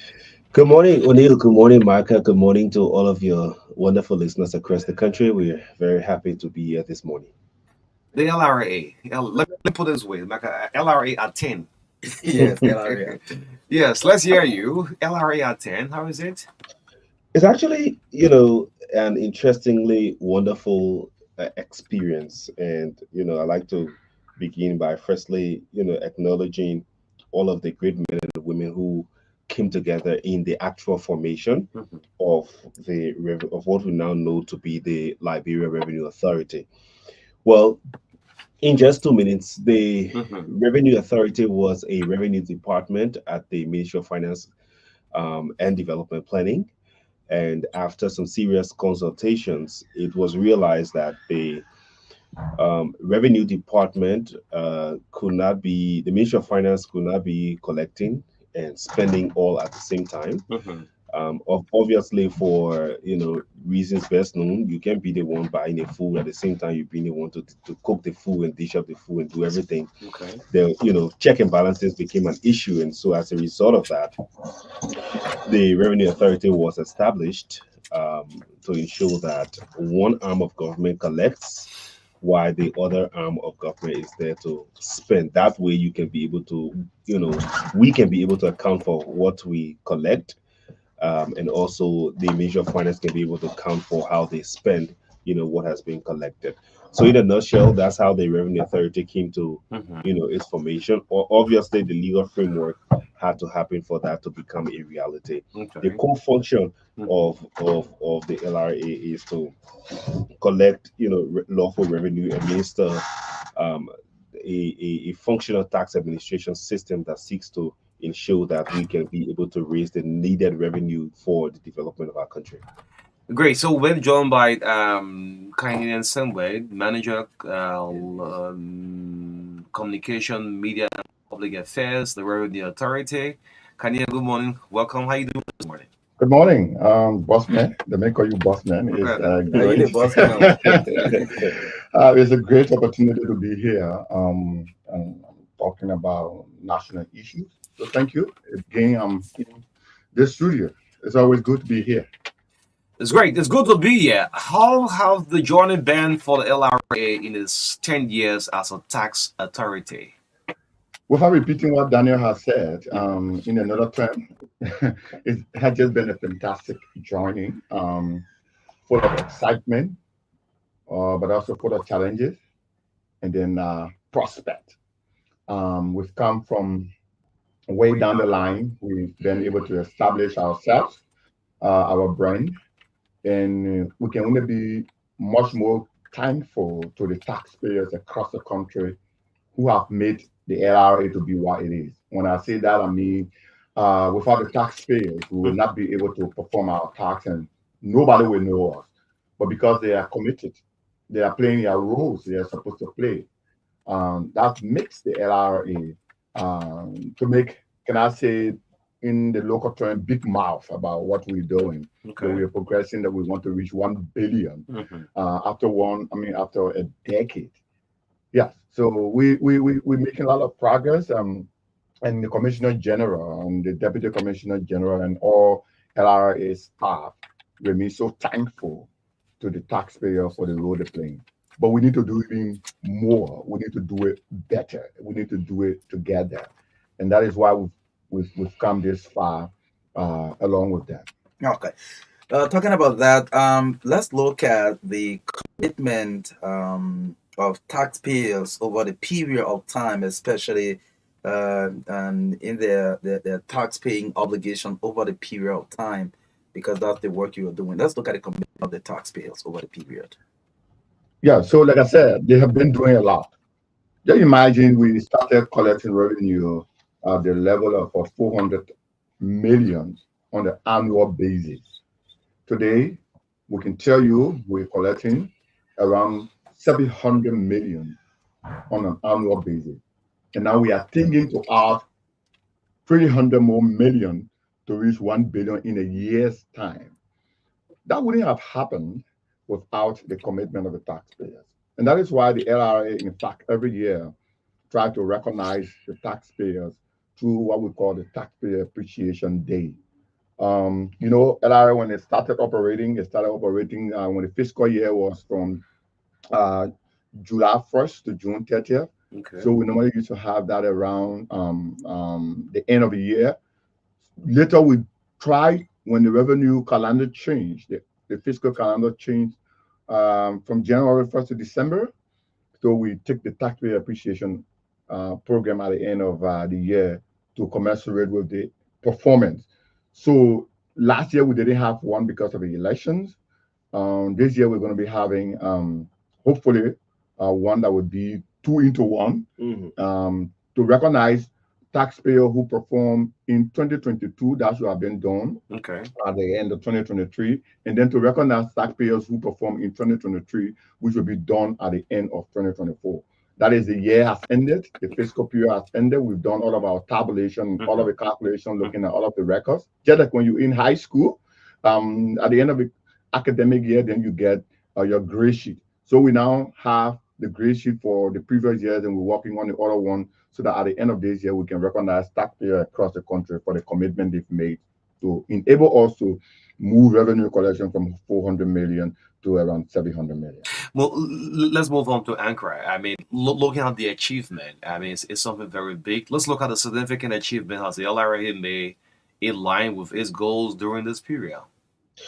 So let me throw some light on the digital aspect of it, Mhm. because it's very important to highlight what we've done. Mhm. As you know, digitizing any system, in any organization or government Mhm. is quite very expensive.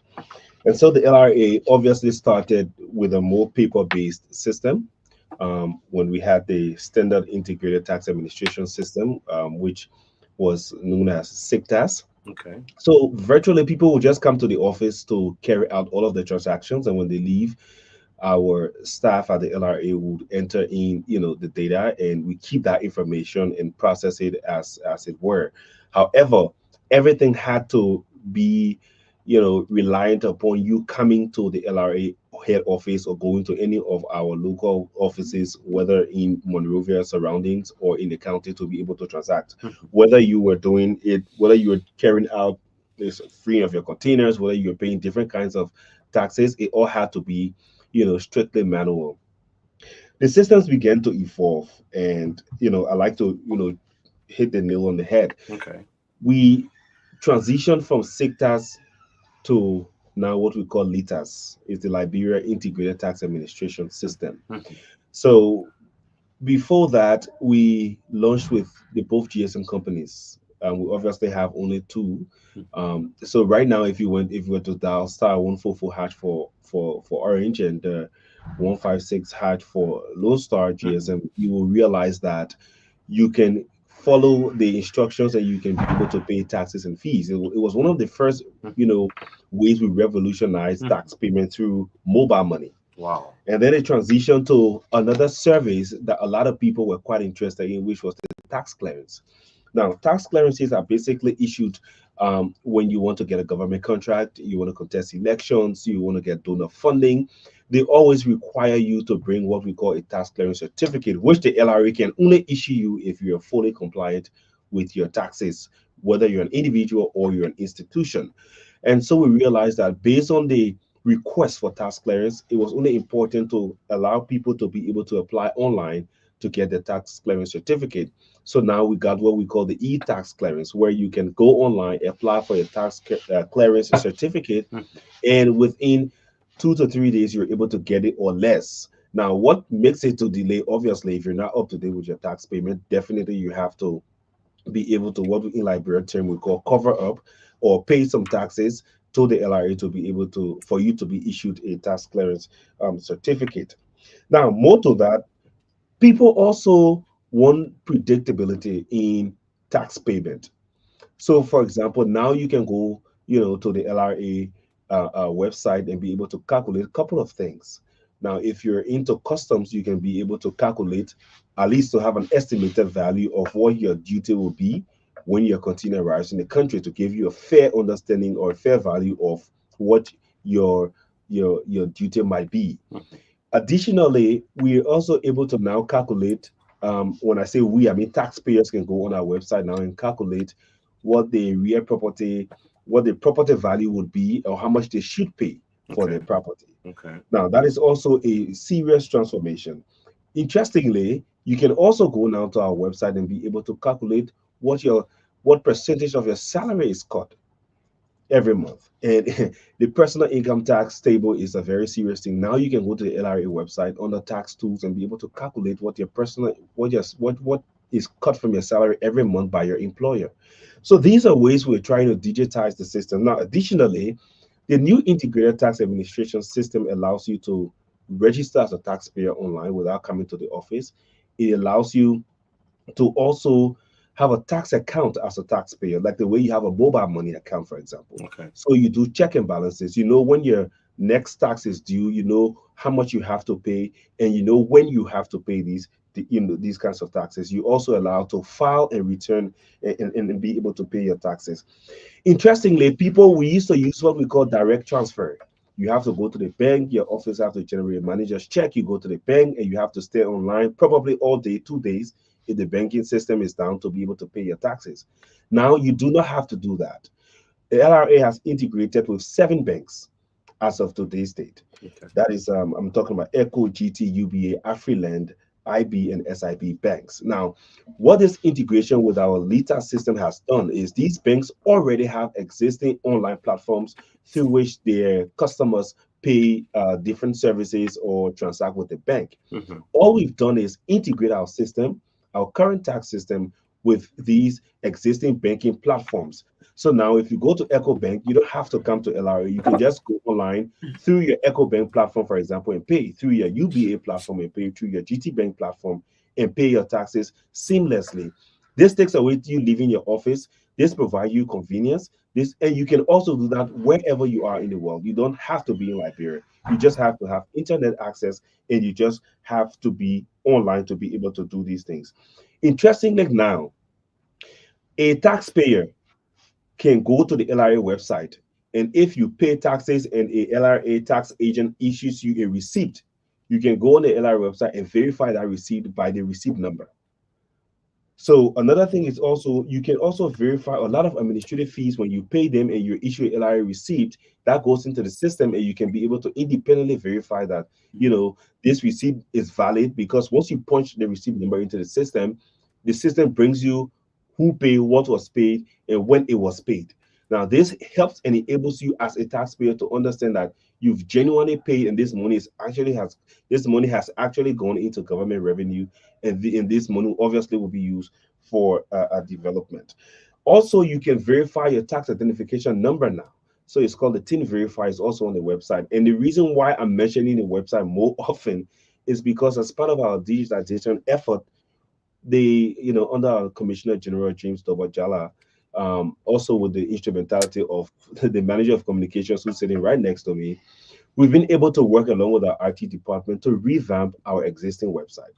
So right now, if you go to the LRA website, it's new, it's improved. We have all of the information you need right in front of you.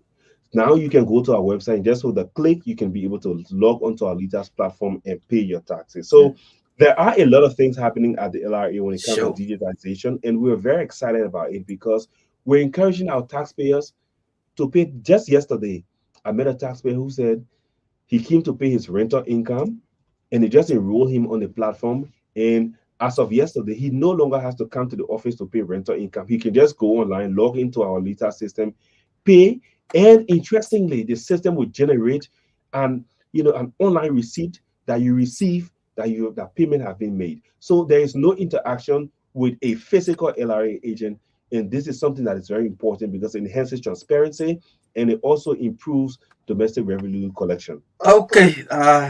Great. We know there are people who are still struggling with this digital world. However, you want to say how effective have these systems being utilized and the impact on the collection of taxes?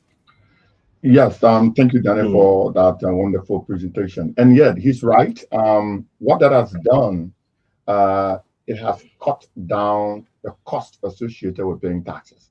So if you are right in the studio and you want to pay your real property tax, you just stay right there, get on the phone, make sure you have a mobile money on your account, and then you pay.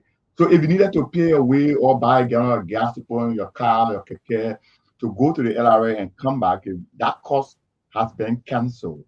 And that is why during the COVID-19 time, may his soul rest in peace, former Commissioner General Jala, Thomas Dona, it showed that we use a digital measure to pay our taxes. Do you know what that did for us?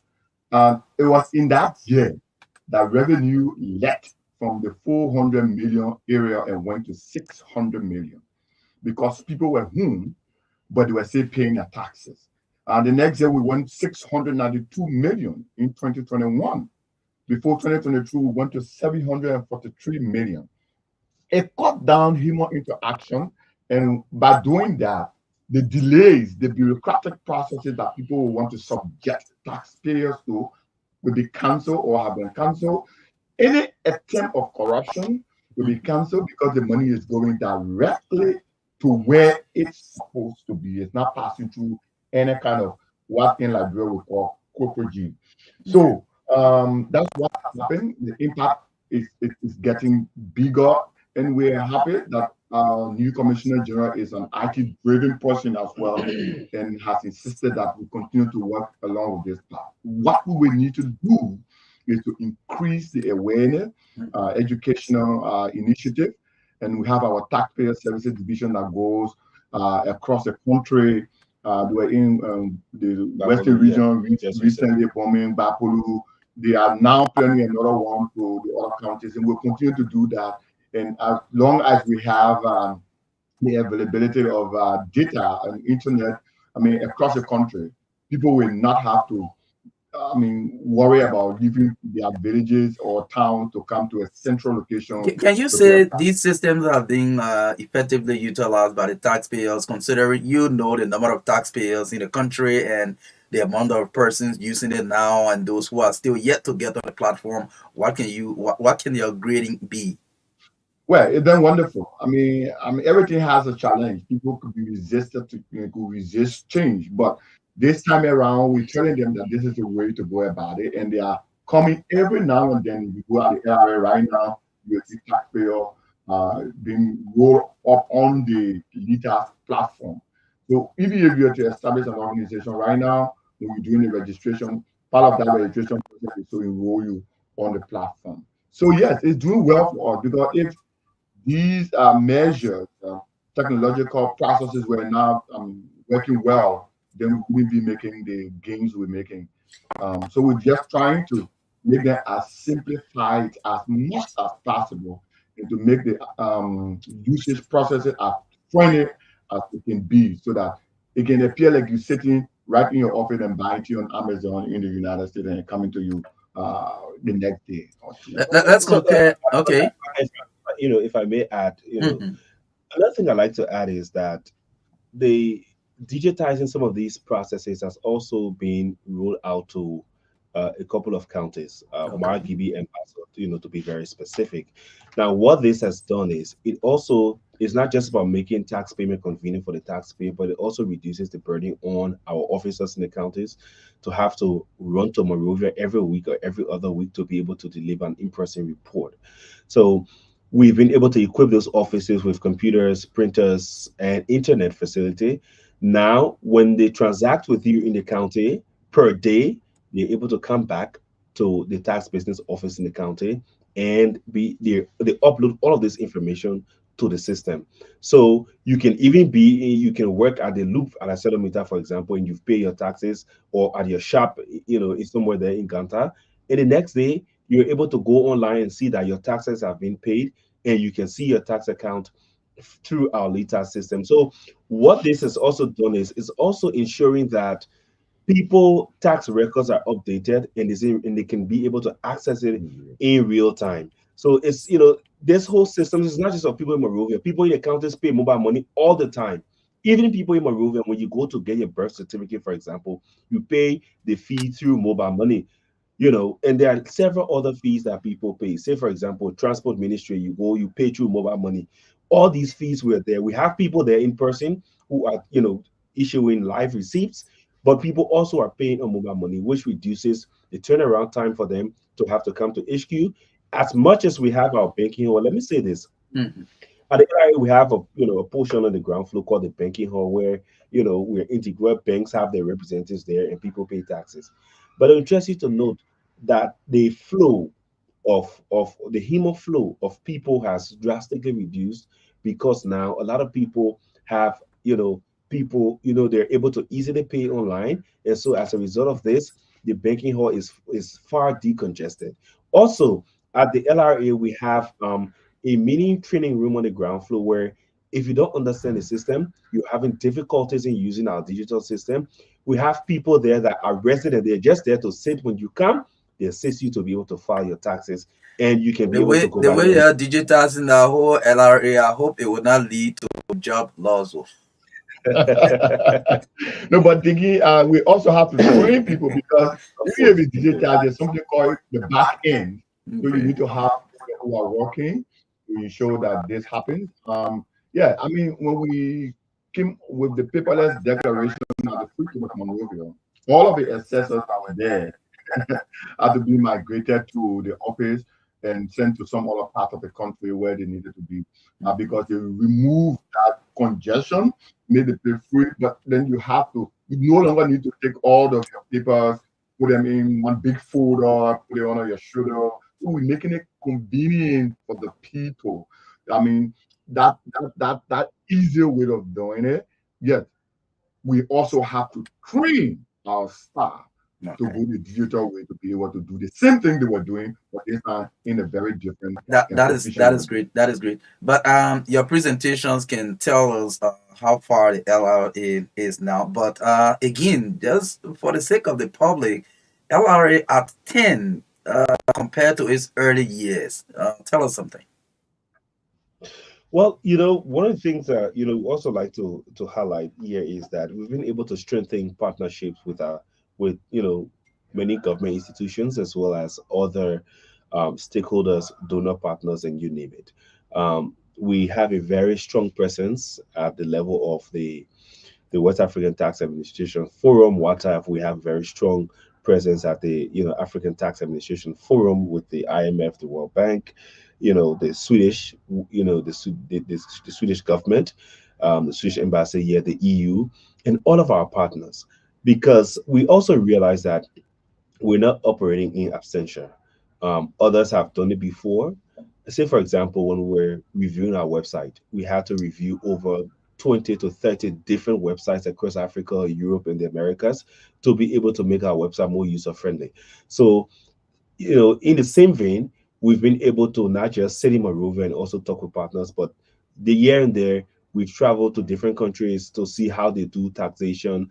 And let me just give you a clear example. When we visited Sweden last year, one of the things we brought back was we understood that there were certain things we were telling the public to do, but we were not allowing them to have their say in how they want to use this system. So when we came back, we changed it around. The form that people used to fill in for, say, for example, to become a taxpayer, if you did not have a computer and you had to come to the office to fill in that form, what we did was we called a couple of taxpayers and told them, people who had never seen a form before, and say, just fill in this form and tell us how difficult or how easy it is for you, or what information you see on the form that you think you do not need to give. Somebody look and say, I do not need to tell you when my father died. I do not need to tell you when my mother was born.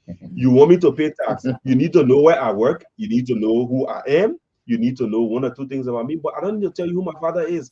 So people gave their reservations and we simplified the form. So today, if that form has 20 or 30 questions, it has 7 to 8 or 10 questions. So it's always good to get people's input when you do these kinds of things, because at the end of the day, what good is a system if people cannot use it? So partnerships, building these kinds of partnerships, and now you see that we're working with, for example, Ministry of Labor, we're working with Ministry of Transport, we're working with National Housing Authority, we're working with all of these different government agencies to be able to gather data, synchronize information, and it's all geared towards ensuring that the more people we have onto the tax net, the more people that can pay different kinds of taxes, the more money we can generate. Well, folks, we are talking with folks from the Liberia Revenue Authority. The Karen Simwe is the manager for communication, media, and public relations. Daniel Ankara, senior communication officer, also of the LRA. And this show has been relayed on Joy FM 101.5, Banner FM 98.5, and Spoon FM 107.5, Voice of Liberia 104.1.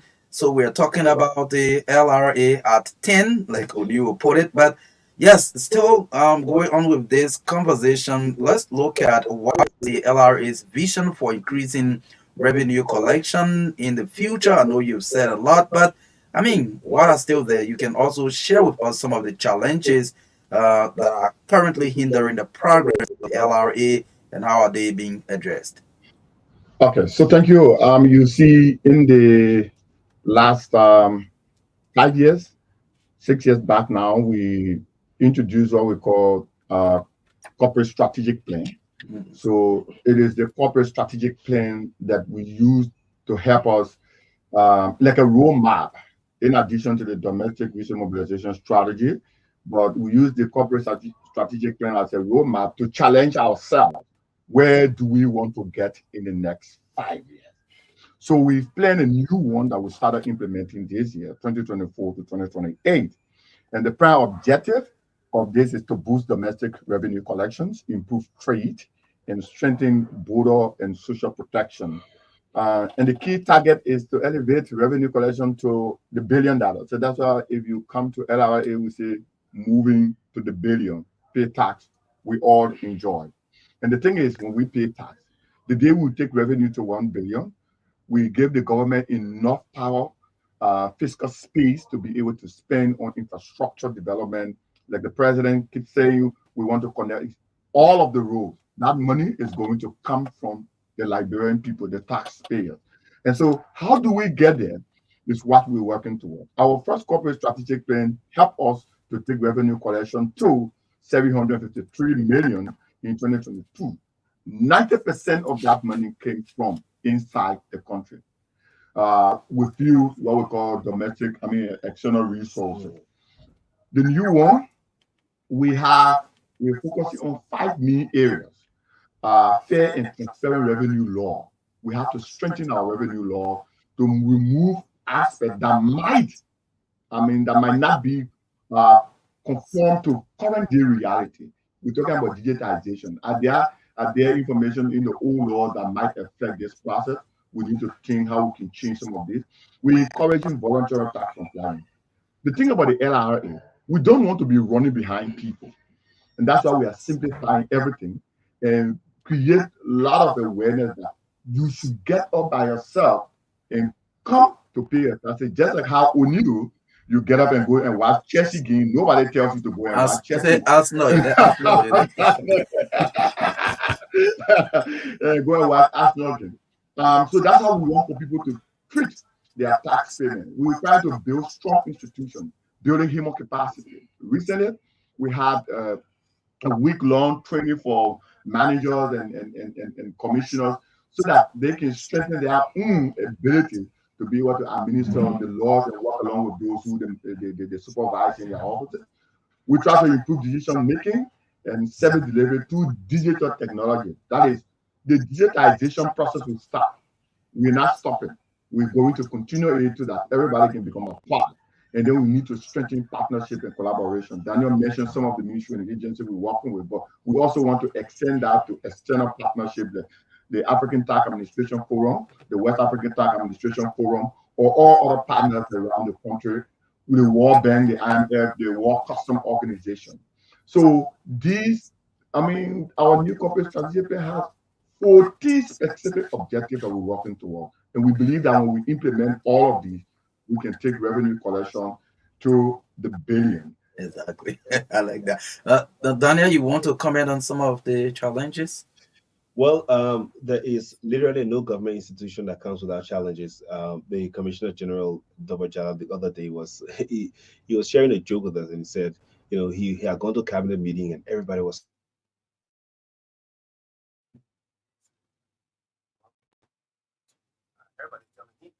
they need they need some money, and he's like, I need money too. Of course, we need. To getting forces in the field, to get people in hard to reach areas, to assist our collectors with motorbikes, devices, and those kinds of devices, to even keep our data center running, to keep tax payment processes available when you come to our offices. It's clean, the environment is conducive, it's welcoming. These are things that do not come cheap. So the LRA itself has its own challenges. But one of the things that is going to more than 50% solve most of our challenges at the LRA is when the LRA is given financial autonomy, fiscal autonomy. And the Commissioner General, this is very high on his agenda. Somebody listening to you from my hometown in Gawi will say, I'm going to explain that. I'm going to explain that. So nowadays, many countries across the world many revenue authorities are moving towards having a financial autonomy. And here's what financial autonomy does for you. If the legislature amend the current revenue code to allow for financial autonomy, what that means is that we're telling you that instead of giving us 15 million, 17 million, 18.5 million every budget year, we have to literally run behind you. Why don't you tie what you give us to our performance? So when we collect 1 billion, you give us 5% of $1 billion. which will be around $50 million. Our current budget is around 80 million.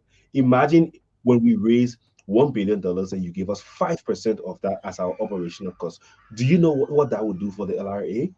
That will ensure that we will be visible everywhere. We'll have flyers, we'll have billboards, we'll have people in the field, we'll have tax awareness, we'll be able to pay Truth FM more than what we pay now for appearing on radio talk shows and creating the awareness. Okay. So what we're looking forward to is financial autonomy. The Commissioner General is he's resolved on this.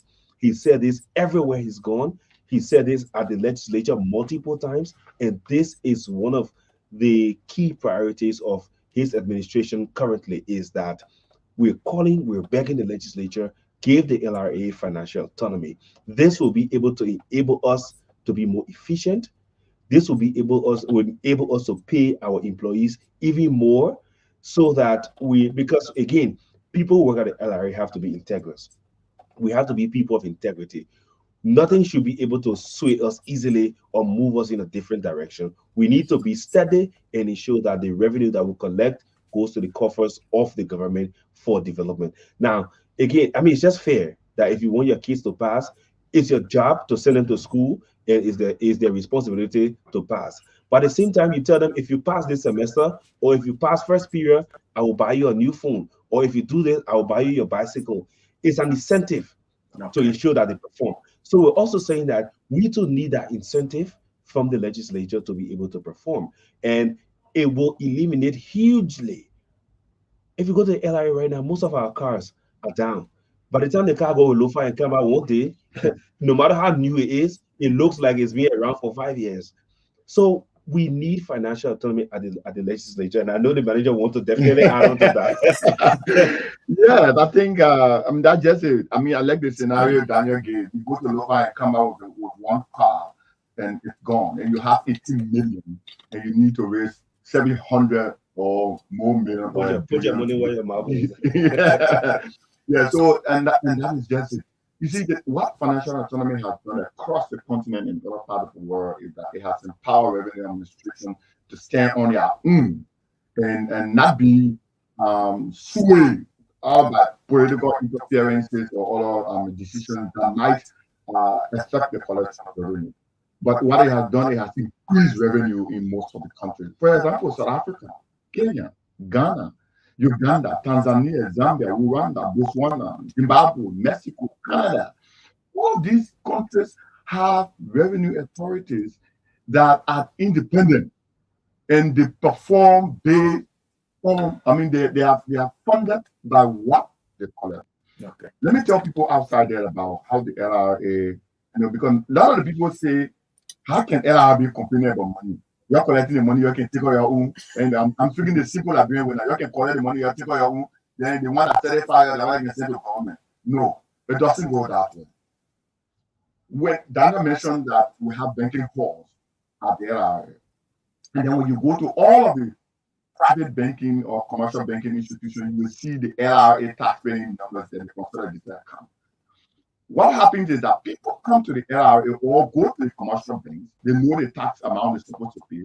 They pay in the account, the government account at those banking institutions. They come to us the deposit slip. We use the deposit slip to issue them official LRA. Okay. So the money is not going in LRA account. So even when we are autonomous tomorrow, we hope we will be. The money that will be collected, we don't have control over it. It's going to go to the government account. And then they say, okay, LRA collected $100 this month or this year. So because they collected $100, we're giving them 5%. So we're giving them $5. Okay. But we at the LRA, we not want to sit down and collect just $100 because we know that our performance will lead to us getting better.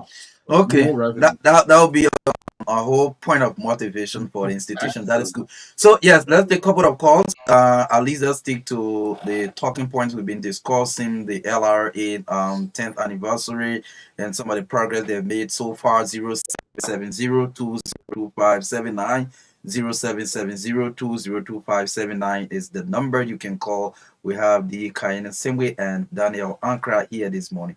Daniel used to be interviewing people all along. Good morning. Good morning. And let me say good morning to the folks from the LRA, and let me say good morning to the main listener of the radio link. And because I really appreciate the guys from the LRA. They are doing well. Let me appreciate them for taking our tax statement from the face-to-face interaction to a digital platform. And I think this is what we call for. Like we will have to compare notes with other countries around the world. And we appreciate them for that. So let me say happy anniversary to them at the week anniversary in the coming days. Thank you for your opportunity to have with me. Thank you so much for joining us. Good morning.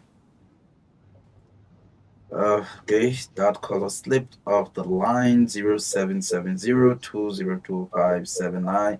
This one. Good morning. Oh no, you can't do that. You have to either switch off or you call back. Good morning. Good morning. Let me say good morning to the studio guest. This is Abby from Europe Radio. And I appreciate the studio guest for the elaboration.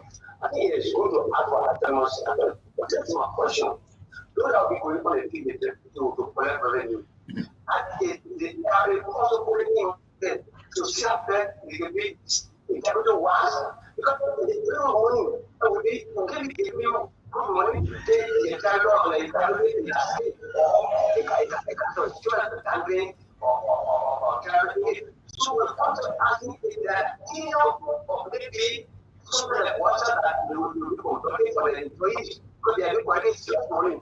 And when you need to be very transparent. Okay, thank you. Good morning. Good morning, Marka, and good morning to your studio guests. Yeah, let me commend your studio guests for their explanation concerning those tactics. I'm Harris School Johnny from EFW Junction. Okay. And I like the way you put it.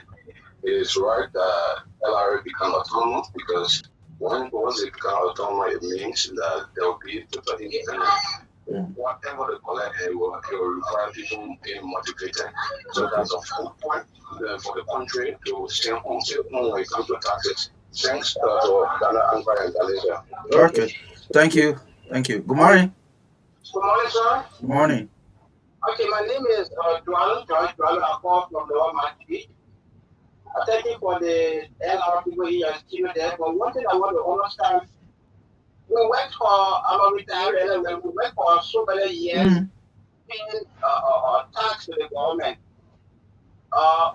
During our retirement, they give 40% of our salary, and that 40% given to us is then tax again, for income tax. Why is it that way? Okay. Why is it that way? Okay. Good morning, sir. Hey, Marka. Good morning. You're live on air. Hey, Marka, how are you? I'm great. Good morning. Good morning. How are you? I'm fine. I wanted also, invite you. I did that probably. Yeah. So I'll call you back. Good morning. Good morning. Oh, your line is bad. Oh. Yeah, so sorry. Mr. Papin Daniels, I'm gonna call you back, please. Yeah. 0770-202-579. Let's just take two more calls and call it a day here. LRA people are busy people, so can't keep them too long. 0770-202-579 is the number you can call and make your import this morning. A lot of things have been said here by the team from the LRA. So if we can get that call coming, we can go back to the team. But let me just take this final one. Good morning. Good morning, Michael David. Good morning. Well, my name is Andrew Wilson and I'm joining from Bangladesh this morning. Okay. First of all, I want to say good morning to the studio here, and it's good to have them in the studio to let us let people know what's some food at the IRA. Well, basically, it's two things. One, I'm in support of the IRA going autonomous because I believe that those that work at the IRA should be paid well. because these are the people that are raising the issue of revenue that contribute to our national budget. So you cannot have a person out of LIA and the people who is doing the taxing and all of these things that require paying government revenue and you're paying them peanuts. At the end of the day, they're going to compromise. So we don't want that type of thing to happen. So we are in support of that. The next thing is that I really want to know separate benefits. We pay taxes to the Liberian government while we are working, and at the end of the year, we'll try to resign. And the government company can take and benefit from our separate pay, in which it shouldn't be that way. Because we were paying through that particular salary, we've been paying taxes on it. But to some private corporation, they are taking money again from that particular retirement. Okay, that one too technical for me. They will answer you. Good morning, finally. Yes, good morning. Thank you for taking my call. This is Mr. Lefty. First, I want to know why they call the tax system tax return.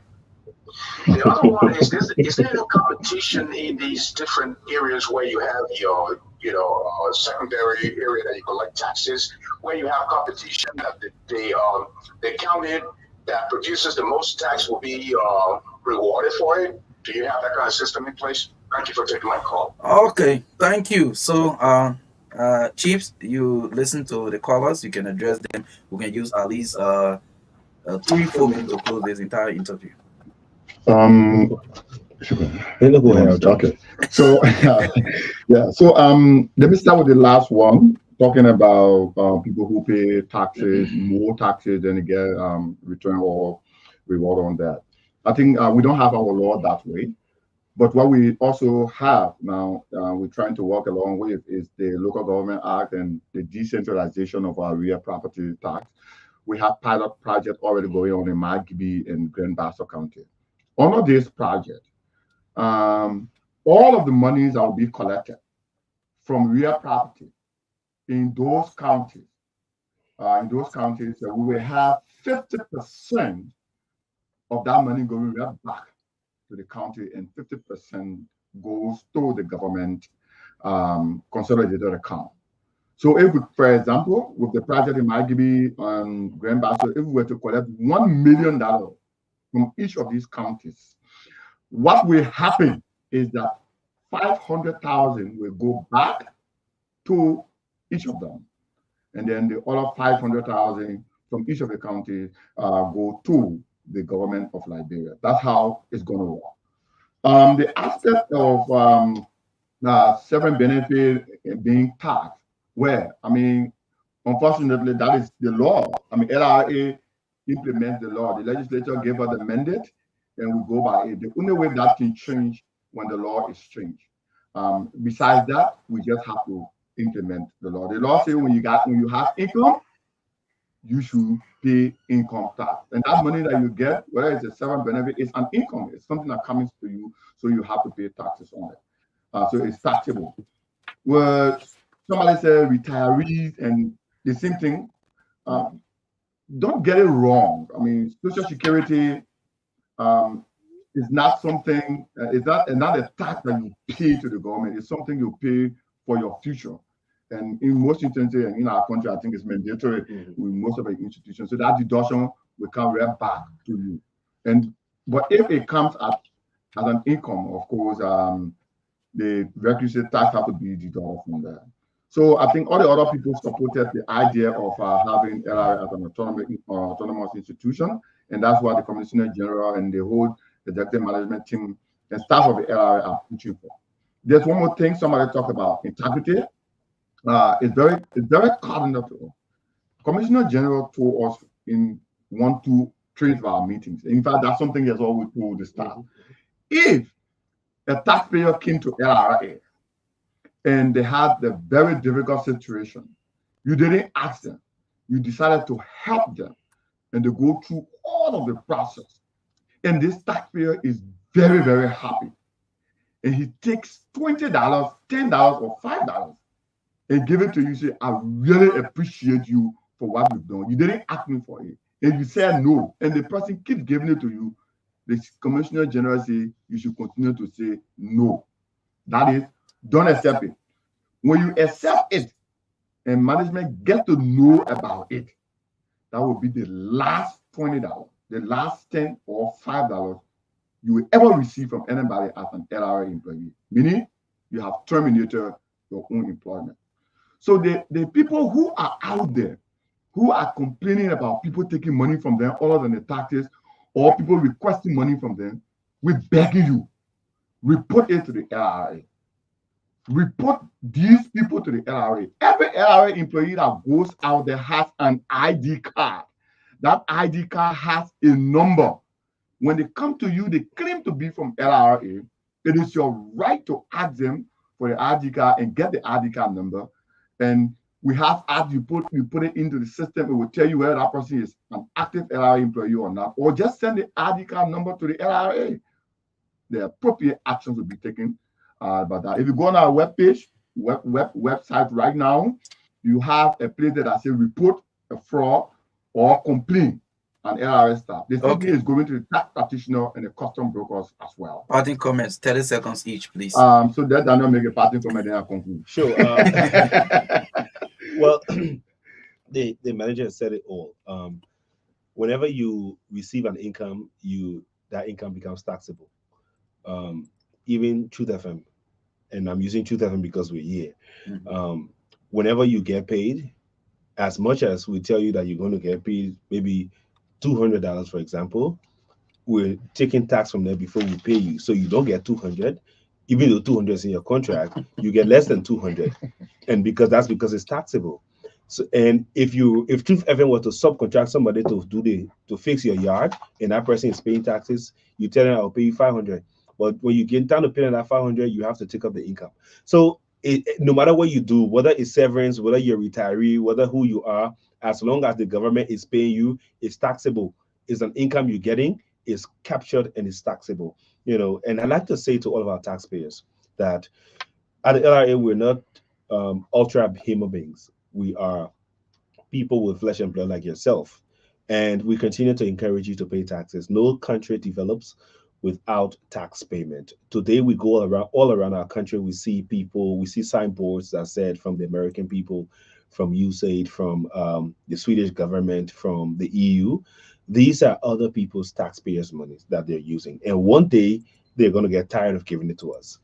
Until we begin to strengthen ourselves and ensure that we can raise revenue, it's incumbent upon us to pay our taxes, because when we do, we can hold our government accountable for the development they provide. And most importantly, we continue to appeal to the legislature that once you can ensure that the LRA becomes financially autonomous, that will motivate the LRA staff to even raise more, because we know that the more we raise for the country, the more we get to do more. Thank you, Dan. Thank you. To conclude on where Daniel ended, we don't want to be running behind people for all of the support. We want to be able to support ourselves based on how we perform. We remain grateful to all taxpayers across the country. The Commissioner General wants us to say this, that he is so grateful that we have people who are committed to paying a tax for the development of Liberia. We need your support. We need the legislature, we need the judiciary, and everyone to join us in this process. We can make it together. We can't do it alone. We are nobody without you, and you are not who you are without us. So that means we need to work together as a team. Thank you. We are going to the 1 billion pay tax we all enjoy. Okay, thanks ever so much. A team there from the Liberia Revenue Authority, Enesengwe and Daniel Ankara, have been our guest here this morning, talking about progresses, challenges, and some of the transformation at the Liberia Revenue Authority as the LRA celebrates 10th anniversary this year. Thanks to our new Roberts, Rachel Lucining has been behind the cameras. We hope to catch up with you tomorrow again on another edition of the Truth Breakfast Show. My name is Marka Davis. Have yourself a wonderful Wednesday.